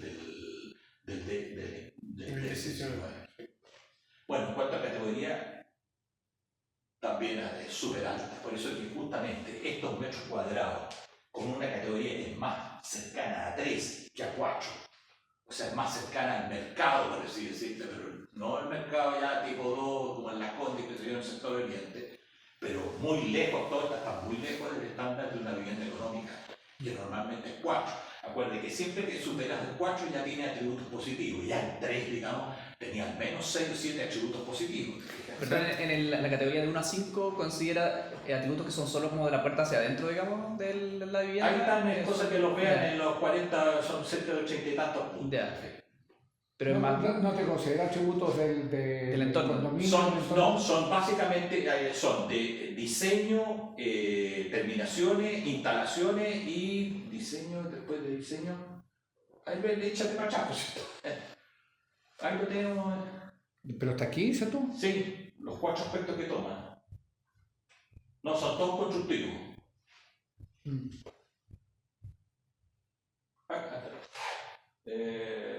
Estructura. Diseño, estructura, instalación de terminación. Ya, pero no hay entorno. No. Por eso que nosotros estamos incorporando justamente también la parte geográfica. Bueno, lo más típico de vivienda económica del sector sur, con Puente Alto a la cabeza, Puente Alto y San Bernardo, todo en el sector sur. De casi 15.000 te fuiste a 5.000, incluso años que bajaste a 3.000. O sea, estamos hablando con todo el crecimiento. Te volviste, digamos, y donde está concentrada la mayor población, ¿sí? Y hasta el día de hoy, si tú analizas, nosotros tenemos demanda. Lejos del sector sur es que tiene más demanda por subsidios. Y quieren, y estoy hablando de los que viven y quieren vivir en el sector sur. El sector sur, 1 de cada 3 vive o quiere vivir en el sector sur. Bueno, resulta que de 15.000 te fuiste a la tercera parte. Y es cuando la demanda, obviamente que ha crecido brutalmente. O sea, esta relación es increíble. ¿Sí? O sea, por el crecimiento de hogares, qué sé yo, abajo con las migraciones. Bueno, y el típico contrasentido aquí más notorio, de 45 metros te fuiste a casi 60, incluso en un momento superaste los 60. En pisos de 2 no aumentó tanto hasta aquí, y ahora hay densificación, y ahora sobre todo por, ¿cómo se llama esta comuna? La cisterna ya, digamos. Sí, San Miguel, la cisterna. No, que San Miguel está dentro del sector sí, central. pero la cisterna ya es igual a San Miguel. Y la categoría, que era más de 4, ahora ha bajado a 3,6. O sea, efectivamente aumento de categoría, pero esto es impresionante. Bueno, en el poniente, donde está lo mismo, de 10.000 bajaste a 2.000, un poco las mismas tendencias, 47.000 se van a repetir, dale no para qué. En el norte, a menor nivel, estas son más que aquí, no ha habido densificación, el grueso está bajo, igual un aumento en la categoría, pero el norte nunca ha aprendido tanto. Te fijas que incluso a pesar de todo lo que uno dice, Lampa, qué sé yo, Colina, todo eso. No es la caída sideral que tú tienes en el sur y en el otro, pero efectivamente no compensa. Fíjate que normalmente no llegamos a 2.000 viviendas económicas. Me llama la atención de que de todas las viviendas están todas cerca de llegar a 4 y con 4 suben de categoría, ¿cierto? Claro. O sea, porque Que son promedio, acuérdate. preso, pero se ve que no están tan lejos, ¿no? No, es que esta definición aparentemente es poco, pero tú lo ves con atributos. Mira, que una vivienda no tenga ni un atributo y ya tenga 3, imagínate, en el caso nuestro que te estamos diciendo eran 2, le agregamos la reja y el calefón y ya aparece, y son también 2 puntitos y no te significa aumentar de categoría, sigue siendo 4. Claro. Entonces, mira, esta cuestión a veces es un tómalo, porque efectivamente esto aparentemente es poco, pero no es tan poco. Claro. Las más periféricas son las que están fuera del... Bueno, y si uno toma ya todas las periféricas, ¿qué llamamos periféricas? Las más periféricas estamos diciendo para nosotros son más centrales, obviamente las del centro, las del oriente y las del suroriente, Macul, Peñalolén y La Florida. Eso para nosotros son más centrales. Todo el resto, incluida la que rural, son todas más periféricas. Bueno, si tomamos todas las más periféricas, la caída es de 32.000 a la tercera parte. Oye, pero disculpa que insista, pero Y el 46. que estén tan cercanos a los 4 también significa que no sé, o sea, como Pero ha bajado, también me imagino que hay un grado como precariedad de los estándares, de que está casi, digamos, Pero una PET que era el típico 4, un sistema general unificado, que era el típico 4, en el fondo yo te diría, no sé, si las casas están todo el día, y es cosa, vamos a ver en vivienda usada cómo se han valorizado. Lo que pasa es que no tenía nada en exceso. Además que muchas de estas, a la larga, digamos, cuando están usadas, la gente la arregla, ¿te fijas? Claro. No, claro, y el PET es una vivienda con terminaciones básicas. Tenía terminación de piso, normalmente en esa época se usaba mucho el cubrepiso, estaban pintadas interiormente, tenían califón, tenían cerco perimetral los patios, no tenían reja antejardín, eran normalmente 2 pisos, pareo simple, 2 dormitorios, un baño. Ese era un PET típico. Y era normalmente además... 3 dormitorios, 2,5. 2,5, tienes razón, digo también 2,5, sí. Y además normalmente era de ladrillo primer piso y madera o volcometal después se incorporó el segundo piso. Esa era la típica casa PET, que se vendía, pero cualquier cantidad. Esa era la típica casa para el sector que llamamos hoy día emergente medio. Claro, emergente, claro. No, más emergente. Sí. Ya el sistema general unificado Era es un escalón más arriba. Claro, pero el unificado era una casa un poquito más grande. El unificado prefería la casa de un piso, ya tenía un poquito más de terminaciones. De hecho, hubo unas PET que no tenían calefón, algunas PET pocas, pero había. Pero el unificado ya tenía calefón, tenía una serie de cosas. Además, ahora tenéis que irte mucho al departamento, porque efectivamente, estas eran puras casas, 2,1 pisos. Ahora, en las más periféricas, ya tienes casi 6 pisos en promedio, tomando casi departamentos. Si efectivamente en todos lados está predominando el departamento. Entonces, y si ya está en un promedio 6 pisos, los departamentos tienen en promedio más, ¿te fijas? Entonces ya están los estándares que te exigen los departamentos. No, y además de cambiar... Y con ascensor, o sea, ya la cosa te cambia, ¿te fijas? Por eso, eso Y es lo que yo creo que en el hay que fondo comentar. cambiaste, densificaste, viejo. Densificaste, con el 5 no estás densificando.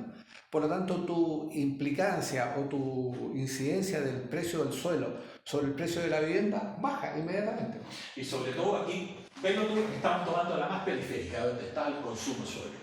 Piensa tú, digamos, que aquí se hacían 30.000, ahora 11.000. Antes era con 2 pisos, ahora con 6. O sea, la matemática te dice, mire, se está haciendo la tercera parte y con la tercera parte de altura. Se está ocupando, el suelo que está ocupando debe ser del orden del 10%, un poco más. Claro, poquísimo. Es nada. Entonces la presión sobre el suelo hoy es mucho menor, ¿te fijas? Por eso es que eso que el aumento de presión, no, cuando tú haces toda la ecuación... No, tú hablas con la constructora y la cámara te dice todo este problema es un efecto de la subida de los precios del suelo. No es tiene verdad. nada que ver, no tiene nada que ver. O sea, los guetos verticales te indican claramente que eso no es verdad. Cuando tú así, en un paño así, una torre barrida, la incidencia del suelo sobre el precio de la vivienda es mínima. Sí, Y entonces es en el fondo para justificar, ¿no es cierto?, en la diferencia de precio. ¿Ya? Pero imagínate si son considerables las diferencias. Y aquí viene otra cosa que tiene un impacto social a mi modo bastante grande. Cuando tú ves las viviendas económicas versus las no económicas, resulta que en los 90 tú tenías 32 económicas, estamos hablando del sector periférico, y 5.000 no económicas. Hoy día son 11.000 y 10.000, o sea, prácticamente lo mismo. O sea, el impacto social que tiene para esa gente, donde está en el sector sur y en toda de ver, digamos, que efectivamente no solo no nos construyen, sino que ven esta cosa y, digamos, son otros segmentos, porque estos son gente que normalmente viene de afuera. Entonces es como un desplazamiento, ¿te fijas?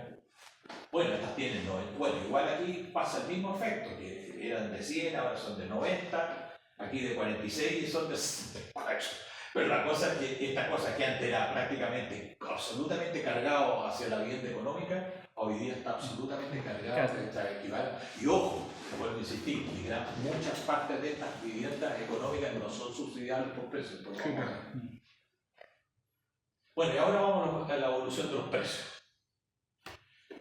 Por ejemplo, cuando tú tomas en el año, esto lo tomamos en el año 97, estas son subsidiables. El sistema que era unificado era el sistema que emitía viviendas más caras, era el sistema que llegaba al... Que el actual DS1 era el sistema de subsidio. Exactamente, entonces tenía tres tramos. El tramo 1 eran viviendas hasta 500 UF, donde se hacían 8.000 en la región metropolitana, que era una cantidad importante. Permitía vivienda usada, pero el 93,4 eran viviendas nuevas y el 6,6 usadas, el impacto del usado muy bajo. Precio promedio 490 UF. Metros cuadrados construidos casi 50, 49,6. Menos de 10 UF. El valor final. Parece insólito. Eso ocurría en el año 97, hace 25 años.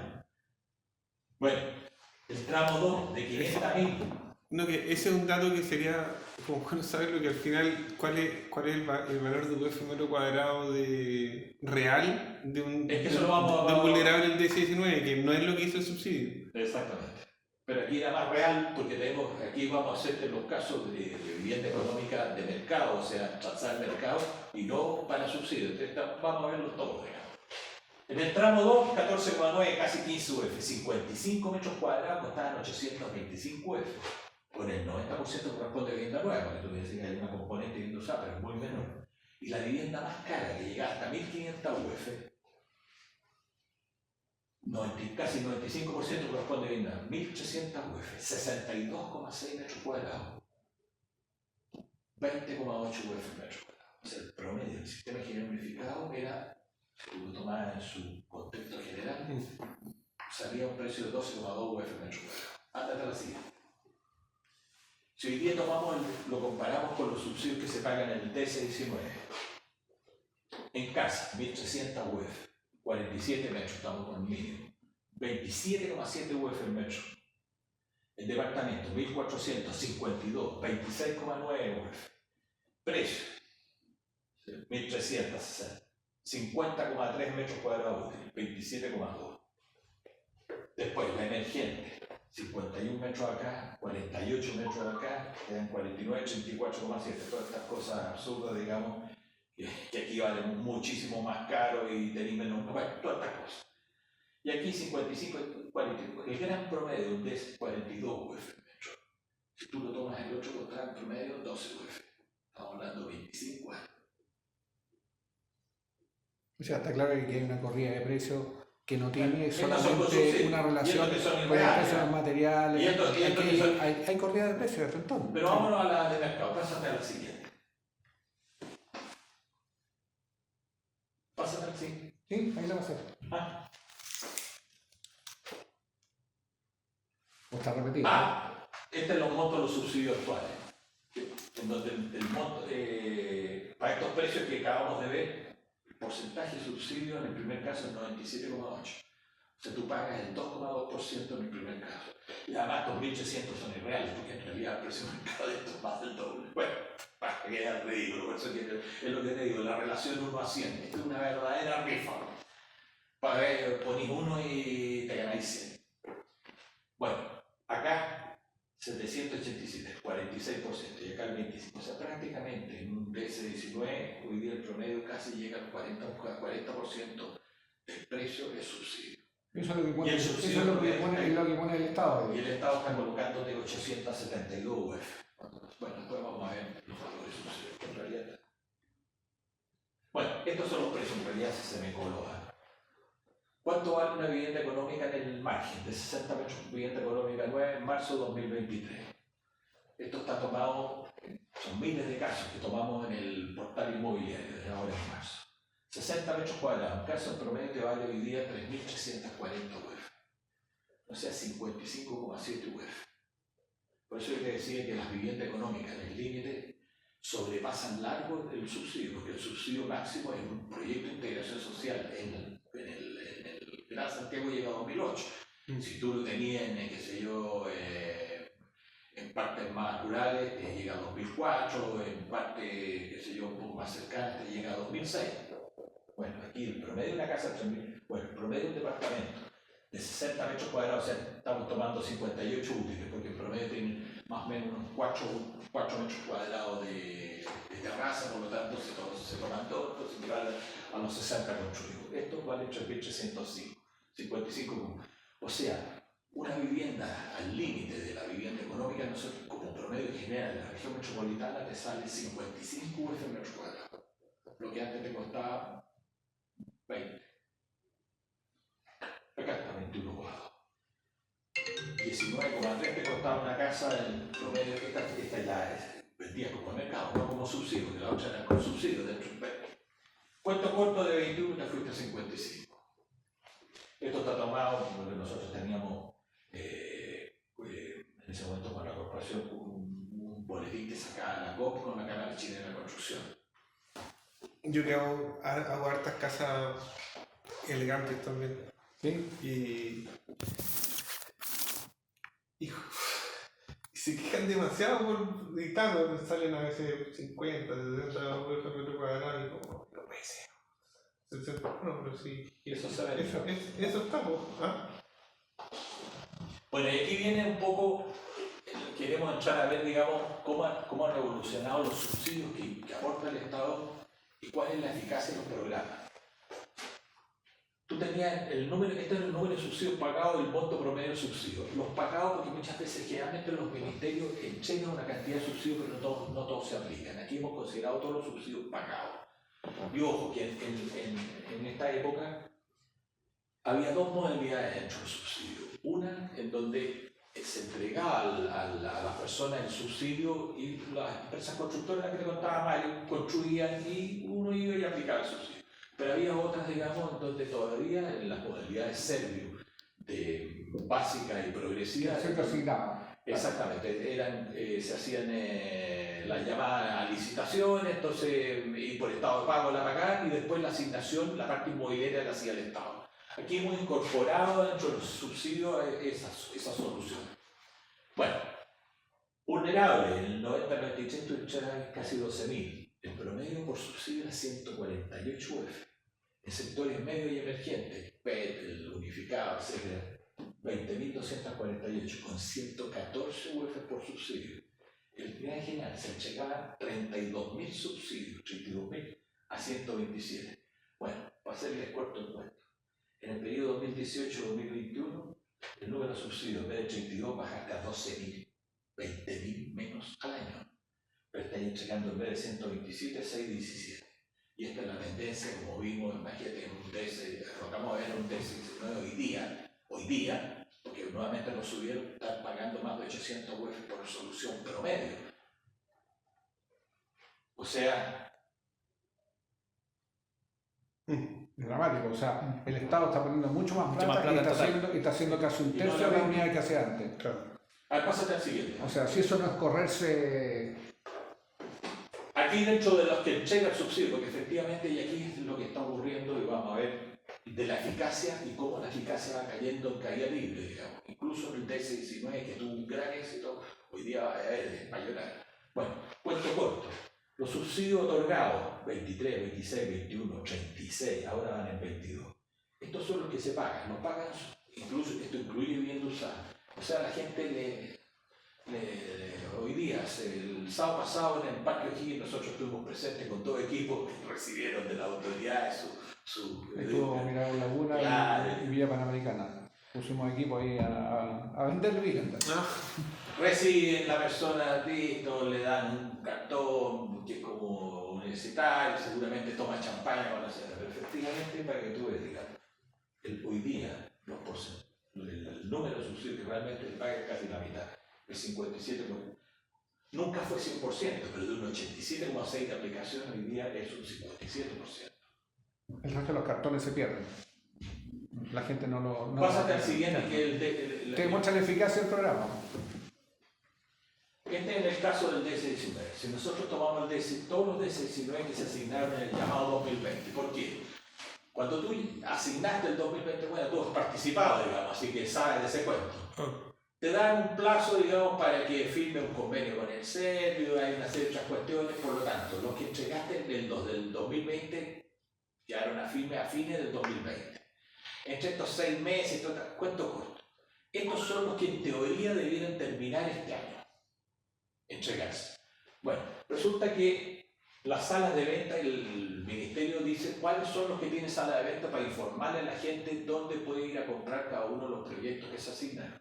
Bueno, en el llamado 2020, que son los que debieran entregarse este año, se entregaron 8.888 viviendas del 1.008 en el sector norte, 3.002 en el suroriente, tantas en el poniente. Bueno, al 28 de octubre de 2022, o sea, prácticamente a 22 meses de que debieron haber firmado los convenios, o sea que incluso en buena parte debieran estar hasta terminados, porque los plazos de construcción son normalmente de 18 meses. Resulta que había una oferta 3.997, un 45%. O sea, si ya en 20 meses, 22 meses, no tenéis ni siquiera sala de venta, lo más probable es que te fuiste al chancho. Entre estos estaban los de Paco Izquierdo en, ¿cómo se llama? ¿Quinta Normal? En Quinta Normal, y varios otros. Que solamente un 45%. Esta es la oferta. No, y muchas empresas que fueron al chancho, muchas empresas que... Hay varios motivos, pero Empresas efectivamente bicicletas. pero te fijas y tú dices, oye, aumentan, y la eficacia fuera de estos, que sé yo, que en el poniente del 694, los 694 se realizaron, después aquí tenía un porcentaje lejos del Gran Santiago, sobre todo los de Melipilla, pero en el sector central, 87%, En el suroriente, un 25%. en el suroriente ni uno. Bueno, solo se habían asignado 163. No, que ojo, tiene dos veces suroriente, tiene arriba y abajo. Ah, Debe ser sí, surponiente arriba. O surponiente Sur. abajo. Surponiente no, abajo. arriba sur. O sur puro. Bueno, da lo mismo, ¿no? Sí. Me había equivocado ahí en alguno. Sí, porque suroriente es el sur en realidad. Bueno, ojo que puedo corregir. Precios actuales, aquí mira, lo mejor siempre es ver el sistema de precios. Toda esta cuestión puede haber algún error, tú me decís, oye, no creo que estas cifras sean tan... Aquí vamos a ver, no, mira, aquí está el sistema de precios porque efectivamente todas estas cuestiones se transan en el mercado. Incluso hemos tomado cuánto se está pagando en la venta, cuánto se está pagando por vivienda usada, cuántos son los precios que se están cobrando por vivienda nueva, qué sé yo. Y hay pero infinidad de sitios donde tenéis pero miles de ofertas. Bueno, precio promedio de vivienda económica no es 60 metros cuadrados, la región metropolitana por tipología y sector. En el sector central no hay casa, 3.300 departamentos. UF por metro cuadrado, 56,5. En el sector norte, 53,5. Norponiente, este es Pudahuel, esta estaba barata, bueno. Después en el poniente 52,1, suroriente 50, son los precios, te fijas, 3.003, 3.002. Esta 2004 en el norponiente, esta podría ser subsidiable, estas son de las pocas que tú tendrías. Estas no son subsidiables, estas no son subsidiables, estas no son subsidiables. ¿Y el promedio? Oye, O sea, hoy día una vivienda a 60 metros cuadrados construido te vale 3.350 y fuera de ciertos sectores o fuera del Gran Santiago, o sea, ya ahí tienen que ir también. Ahí sí, efectivamente, 2002 y podía entrar a casi el tope el subsidio vale 2004. O sea, aquí el promedio por lo menos está dentro del... son puras casas, ¿te fijas? que sean 37 fuera de Gran Santiago es por el precio del suelo, me imagino. Y no, y además porque le están... Y por la tipología. Y cuando tú, si tú hubieras fijado bien en la categoría normalmente fuera de Gran Santiago tú tienes casas, son todas casas, más grandes, pero ahí sí que son todas 4.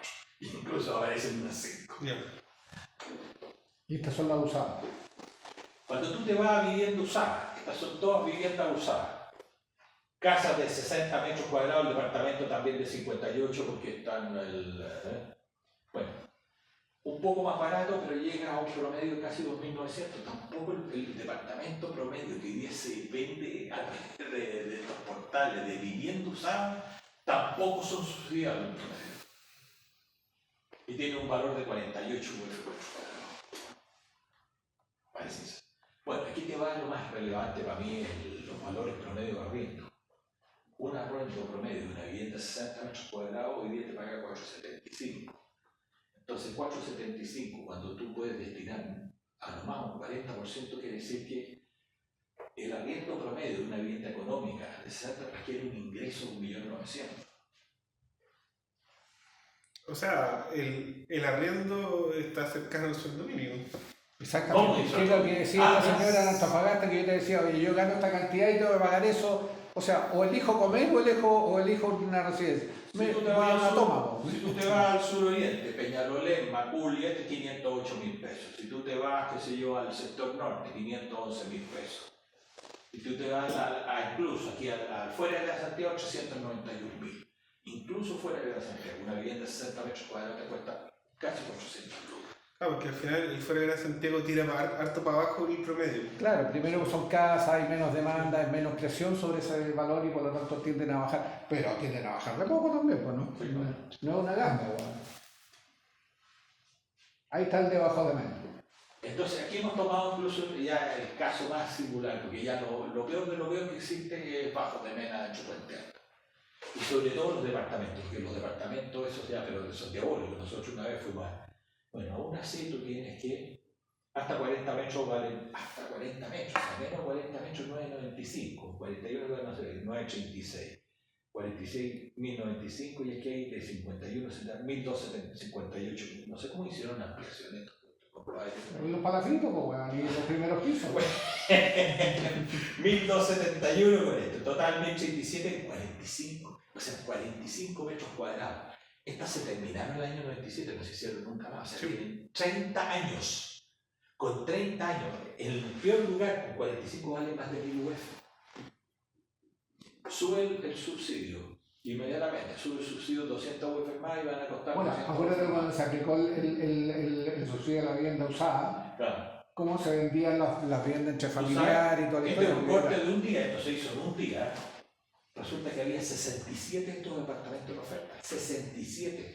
Bueno, 180 casos, o sea, estamos hablando de 180, o sea, bajo de mena, el mercado secundario de 200. Es increíble, ¿eh? Y esto que están en portal, el portal inmobiliario. No, claro, hay fíjate lo que fracción solamente. Claro. Y aquí mucha esta gente que está vendiendo al fondo está escapando de bajos de mena. Entonces resulta que en bajos de mena, resulta que te vale una vivienda promedio 28, que es muy diferente de la casa, porque la casa te vale casi 1.900 UF, sí, es insólito, pero está ahí en bajo de mena, son de 63, está la pieza, hay alguna... Sí, claro. Pero está hablando bajo de mena, o sea, ya es como quien dice lo último de lo último. Eso es lo que te cuesta, digamos, hoy día una vivienda usada en bajo de mena. O sea, esto que está ahí, el precio cuando tú te dicen, oye, ¿cuánto? 1.300 oficialmente, 1.400, oye, sí, bueno. Es que en 5 minutos hasta ahora. Ya, Claro, el precio al final, lo que tú estás tratando de decir es que se equipara al valor del subsidio. Lo que pasa es que en el fondo te está diciendo, como yo no estoy atacando el déficit está creciendo, la gente está dispuesta a pagar lo que sea una vivienda con tal de tener algo. Sí. No, la demanda creció mucho más que la oferta. Exactamente, por lo tanto, a escasez de oferta, la demanda obviamente está dispuesta a pagar más. Si esto es un tema de economía, puro y simple. Oye, si ya les quedan 5 minutos, una de esas podemos hacer como la pregunta final nomás y le hacemos un video cortito para que...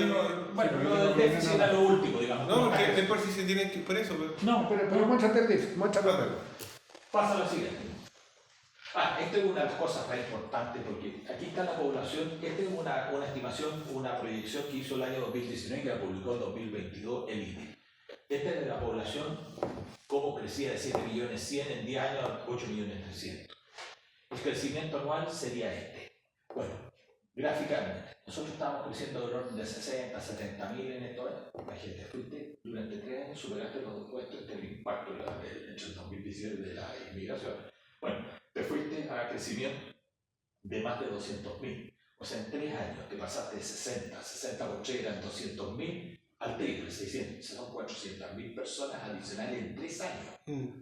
400.000, si tú lo divides por 3 como y tanto, son como 120.000 casas. Y en general, la mayoría de esa gente... bueno, eso es lo que habría que ver, digamos, cómo están... Ojo, que no es tan solo... Bueno, cuento corto... Es decir, es un impacto gigante. Entonces, oye, 400 y tantos son 10 estadios nacionales en 3 años. 3 estadios nacionales. 3 estadios nacionales metidos dentro. O sea, 10, perdón, no 3, 10. 40.000 por 400.000, el adicional, lo que te llegó en exceso, el exceso de población de la que tú llevabas. Bueno, ¿cómo absorbe eso? Estamos hablando solo de la reproducción, eso hay que tener en cuenta, digamos, además de todas las tendencias, le agregamos esta. Bueno, sí, entonces aquí en el fondo aquí estamos proyectando los hogares, entonces en el fondo tú dices, pasó lo siguiente, si tú analizas, vuelve. En el censo, desde el censo 2002 al 2017, el aumento del número de hogares fue 581.000. La construcción de nuevas viviendas fue 782, o sea, hiciste 200.000 viviendas por sobre el crecimiento de los hogares. Sin embargo, el déficit se disminuyó en 77.000. Aquí una de las cosas que la gente de repente hace estudio y dice, si estamos creciendo en 100 y hago 120, absorbí las PIS, y sobre todo en el sector de las comunas más centrales. Es porque imagínate, de 132.000 que hiciste por exceso de construcción, por sobre, solo absorbiste un déficit de 22. ¿Por qué? Porque al hacer en gran altura estáis demoliendo. En las comunas más centrales tienen más obsolescencia y sobre todo los cambios de destino. Entonces mucha de esta gente cambia de destino, lo ocupa para comercio, para esto, lo otro, y efectivamente solo el 17,2% de ese exceso te absorbe déficit. En las comunas más periféricas es todo lo contrario, la gran mayoría te absorbe. Es porque obviamente que no hay tanto cambio de destino, el parque habitacional es más nuevo, una serie de otros motivos. Bueno, cuento corto. Resulta que con estas producciones habitacionales, tú, lo que estamos diciendo aquí, absorbiste el déficit de más o menos 5.000 viviendas anuales. O sea, a ver, pásate al siguiente, vamos para evitar. Entre el 2002 y el 2017, los censos. El crecimiento anual de hogares fue 38.000. La construcción de viviendas fue 52.000. 52 menos 38 son... Pero absorbiste el déficit más o menos 5.000, 6.000 viviendas. Cuento corto. Haciendo estas proyecciones nuevas, tomando el impacto de este crecimiento. El crecimiento anual de hogares desde el 2017 ahora hasta el 2022 fue de 80.000 hogares. La construcción anual de vivienda fue 58. O sea, si de 58 ya tenéis de partida 22.000 anuales, pero como en esto no es uno a uno como lo veíamos, bueno, cuento corto, está creciendo de esta manera 33.000 viviendas en la región. El déficit debería estar creciendo de 3.000 unidades por año. O sea, en 5 años te fuiste, no sé, 180, no me acuerdo cuánto por ahí lo puse. Bueno, 166.146 viviendas. Pásate a la vuelta. Y esto como a rematarlo. La tendencia más actual, entre marzo de 2021 y febrero de 2022 se iniciaron 71.000 viviendas, estas todavía no están construidas, se iniciaron. En estos 12 últimos meses está en 45 y ahora estáis más caído porque tenía el IVA, una serie de otras cuestiones. O sea, ¿son cuántos? 26.000 unidades menos en estos 12 meses. O sea, la tendencia es, pero si ya estáis creciendo a 80.000, Bueno, el otro día el Mercurio salió en línea y dijo lo mismo, dijo cómo estaban bajando los permisos de edificación. bueno, Eso significa que van a sigue construir una unidad. o sea, esta cuestión, es decir, que si ya estaba con una crisis gigantesca, porque aquí dice, claro, los inmigrantes, sí, pero efectivamente tus tendencias están pero atroces. Y lo peor es que aquí no sabemos todavía cómo se distribuye, porque no es lo mismo, te vuelvo a insistir, cómo se distribuye esta solidaridad, porque en la medida que tú haces más vivienda económica, el sector efectivamente se destina a la vivienda, pero si haces más comunas centrales de este tipo, muchas veces las ocupan para otros, le dan otros destinos. Claro, pero yo imagino que una buena parte de eso debe ser las dificultades respecto a acceder a crédito, ¿o no? Bueno, no, hay una tendencia en general a la baja, claramente. O sea, se agravan con créditos, se agravan con pandemia, con subida de los costos de construcción, se agravan los temas, pero cuando tú ya vienes con una tendencia que viene bajando sostenidamente la construcción, entonces esto ya no es un problema solamente puntual del crédito. Y te vuelvo a insistir, aquí hay una cuestión de base, en el fondo, la institucionalidad. Tuviste buenos programas, sobre todo el PEP, que daban buenos programas. Segundo, tenías cooperativas, corporaciones. La Cámara de la Construcción tenía especialistas en vivienda económica. Hoy día ya no existe Entonces, por mucho que uno dijera que mira, esto, ¿cómo tú lo llamabas de forma despectiva? Pero efectivamente era gente que construía costos razonables. Hoy en día, la cantidad, cuando tú dices los costos, claro, se te van gastos generales, porque son todas tremendas constructoras inmobiliarias con unos gastos generales, un batallón, como nos decía un arquitecto el otro día, con un batallón, un bacal, oye, si tenían un batallón de profesionales era una cosa insólita. Entonces, y a nosotros que nos ocurre, digamos, cuando analizamos los gastos generales, decimos, oye, no puede ser. Si en gastos generales se gastan 100 y tantos millones de pesos al mes, digamos. Es decir, me cuesta entender qué gasto general te puede llegar acá. Bueno, porque efectivamente estás con otros, y obviamente que estas empresas constructores que eran del Comité de Vivienda Pública te construyeran, pero... No, y además en esa época normalmente la constructora tenía todo lo que se llamaba por dentro. O sea, tenía trabajadores contratados, en los albañiles, los carpinteros. Hoy día todos esos son subcontratos. Y cuando tú subcontratas, obviamente tiene una utilidad y un costo adicional que no lo tenías si lo tenías por dentro, que tú tenías directamente contratado al trabajador. Entonces hoy día todo esto está lleno de empresas chicas que en el fondo prestan servicios. Oye, los albañiles, los tipos de la carpintería, los tipos de los hormigones son totalmente distintos. Y a eso le sumo yo, ¿no es cierto?, un staff profesional que le pongo, porque en el fondo yo soy inmobiliario, yo no soy un constructor puro, entonces tengo un staff de, bueno, los gastos se te dan todo al país, pues ya no voy a construir más barato. A mí me cuesta entender, porque me cuesta entender cómo teníamos esos costos y ahora estos otros costos. Tú me decís que el estándar era bajísimo, si no era tan bajo, por algo estas viviendas usadas existen hoy día y se comercializan bien incluso, los han venido guardados abajo. Que ya un poco lo hemos conversado, pero a modo de síntesis quizás, que nos pudieran contar un poco de su experiencia y la evaluación que ustedes hacen del cambio que ha existido en los estándares de la vivienda social en los últimos años, y cómo eso ha impactado, digamos, en la manera en que se desarrolla ese tipo de vivienda. Porque justamente el proyecto, igual un poco como el proyecto de investigación por el cual estamos acá, busca analizar justamente cómo se van produciendo esos ajustes en los estándares del diseño, tanto desde la perspectiva de los encargados de producir esos estándares como de aquellos que están encargados de construir. Entonces, preguntarle un poco por su evaluación de ese cambio en la calidad de la vivienda a través de los estándares en los últimos años. Bueno, tal como vimos en el estudio que acabo de mostrarle, efectivamente ha habido una subida del estándar de las viviendas y una falta de una disociación entre lo que es la oferta y la demanda. Claramente hay una disociación entre oferta y demanda, pero también una disociación entre los programas de vivienda del Ministerio con la realidad del país, con la realidad de la familia, con los censos, con el déficit habitacional, con los tamaños de la familia. Por lo tanto, aquí hay que hacer una suerte de refresh de todo el sistema. O sea, primero el sistema de subsidios y cómo se están aplicando, revisar bien la eficacia de los subsidios, de los programas específicamente. Y por otro lado, ¿no es cierto?, también revisar qué está pasando con el nivel de construcción, o sea, qué está pasando con la oferta, cómo está parándose la oferta frente al déficit y lo que se está construyendo. O sea, es la manera que tenemos que seguir construyendo cuando vemos que efectivamente la cantidad de viviendas ha caído enormemente.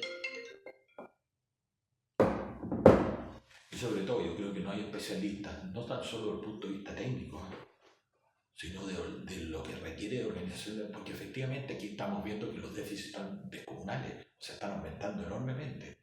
O sea, esta no es cosa de llegar y decir, oye, ¿cuánto vamos a construir y con los puros constructores voy a resolver este problema? No, se requieren programas del ministerio adecuado, con instituciones adecuadas que no son solo empresas constructoras. Claro, porque yo creo que Chile desmanteló, vuelvo a insistir, aquí prácticamente desmanteló toda la institucionalidad para desarrollar vivienda económica. Lo que mencionábamos antes, el tema del ahorro sistemático de las personas, está desmantelado. O sea, hoy día la gente no hace ese ahorro sistemático que hacía antes. El tema de las cooperativas, el tema de la propia corporación de la Cámara Chilena de Construcción, lo que era la organización previa de demanda, eso está desmantelado. Tampoco lo tomó el Estado. Porque uno dice, no, ¿sabe que ahora el Estado hace eso? No, no lo hace tampoco, porque antes lo hacían a través de la vivienda básica Servio, por ejemplo, que hacían directamente ellos el manejo de demanda. Bueno, algunas cosas están haciendo, por ejemplo, el banco de suelo que está implementando el Ministerio. Pero no sacamos nada con tener un banco de suelo importante si no manejamos los costos de construcción, porque si los costos se nos siguen escapando, bueno, al final la plata no es infinita, entonces tú no vas a poder hacer más unidades. Entonces vas a tener que refrescar, cambiar, revisar los programas, revisar los metros cuadrados que estamos hoy día a través de los programas pidiendo en las viviendas y el estándar que estamos solicitando. Y empresas especializadas en este tipo de proyectos, yo creo que esa cosa en general es trágico. Hoy día el mismo hecho que no existe el Comité de Vivienda Pública, si no hay empresas especializadas en este tipo de proyectos. Claro, o sea, hoy día no tiene ese nivel de especialización ni mucho menos. Bueno, yo creo que aquí tiene que haber un cambio en los programas de Fentón y un cambio de mirada en esta historia. Entender que aquí necesitamos volumen, o sea, no olvidar que aquí la cantidad no es un tema menor. O sea, nos estamos olvidando de la cantidad versus el estándar, no la calidad, ¿ya? Porque la gente dice, no, ustedes quieren que se baje la calidad. No, tiene que haber una calidad X que resguarde a la familia. Pero de ahí a cambiar el estándar, ¿no es cierto?, versus la cantidad que estamos haciendo, bueno, el resultado hoy día son las tomas, el allegamiento, los campamentos. O sea, ahí tiene claro, bueno, el tema de la subida de los arriendos, que como mostrábamos recién en las diapositivas. Por lo tanto, hay que hacer un cambio bastante radical y sentarse a pensar esto y alinear nuevamente programas con déficit, construcciones y ofertas con déficit para ver lo que pasa. Ahora mostramos región metropolitana, porque hay que verlo a lo largo de todo el país. Toda la parte del financiamiento. ¿Cuánto puede aportar realmente el Estado? ¿Ya? El tema de la los focalización. precios, los montos, eso es pero fundamental, digamos. Y el tema de las focalizaciones, o sea, revisar si efectivamente lo que hablamos de vulnerables son realmente vulnerables, cuántos son. Yo creo que hay que afinar esos instrumentos. ¿Ya? Llegar realmente a las familias que son vulnerables, y los que no serán emergentes, sectores medios bajos, sectores medios altos, pero refrescar eso, porque en definitiva cuando tú regalas, porque a eso le llama a la gente la vivienda regalada, ¿no es cierto? Bueno, todos se ponen a la cola, si al final es un regalo. Entonces tiene que haber ahí, ¿no es cierto?, un mayor ajuste respecto a los instrumentos para medir la pobreza y a quienes se atiende con la vivienda entre comillas regalada, que en realidad debería ser con aportes de las personas y con aportes del Estado, versus las otras viviendas que tienen crédito hipotecario. Y por las dimensiones, o sea, todos estos organismos intermedios que se van a requerir, esa cuestión no la puede hacer todo el Estado. Y lo peor que eso lo desmantelaron. Si existía, trabajaba, funcionaba bien. Perdón, para cerrar nomás, volviendo un poco al estándar, en el fondo la interpretación de ustedes tiene que ver con que hubo un proceso de elevación de los estándares sin considerar como otros aspectos de otras cosas. Sí. Sobre todo la cantidad. Sobre todo la cantidad, y por lo tanto aquí tiene que haber una mirada, volver a mirar, hoy miremos las estadísticas, qué está pasando, qué ha pasado en la evolución, tamaño de familia, número de familia, características de la familia, dónde están localizadas, cuáles son las regiones comunas donde está el problema del déficit, y en función de eso rearmar los programas habitacionales para decir, ya, aquí hay que atacar con tales programas y en tal cantidad. ¿Ya? Y con tales montos involucrados. Exacto. El Estado, ¿cuánto le cuesta al Estado eso y cuánto está en condiciones de financiar? Y cuánto hay que pedirle a las personas, digamos, ¿cierto? De llegar y decir así, sin deuda, así como así, y entregarlo hasta el 60% de nuestro.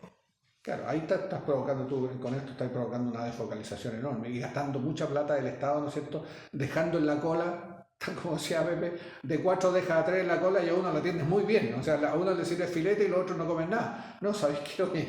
Entonces, ¿sabéis que no demos filete? Demos a lo mejor, no sé, por lomo, demos asientos, pero atendamos el 50, 60%, pero no dejemos en la cola a la mayoría y atendemos a uno muy requete bien, porque te provoca el tema que está pasando hoy día, ¿ya? Aparte que va a ser eso, o va a ser un foco gigantesco de corrupción. Claro. Bueno, los mismos campamentos hoy día, acuerden lo que estaba pasando. En los campamentos se venden los cupos. En los campamentos y en las tomas te venden el cupo. ¿Ya? Entonces viene alguien, organiza la toma y después te vende el cupo. O sea, ya. Bueno, eso es, muchachos. Muchísimas gracias.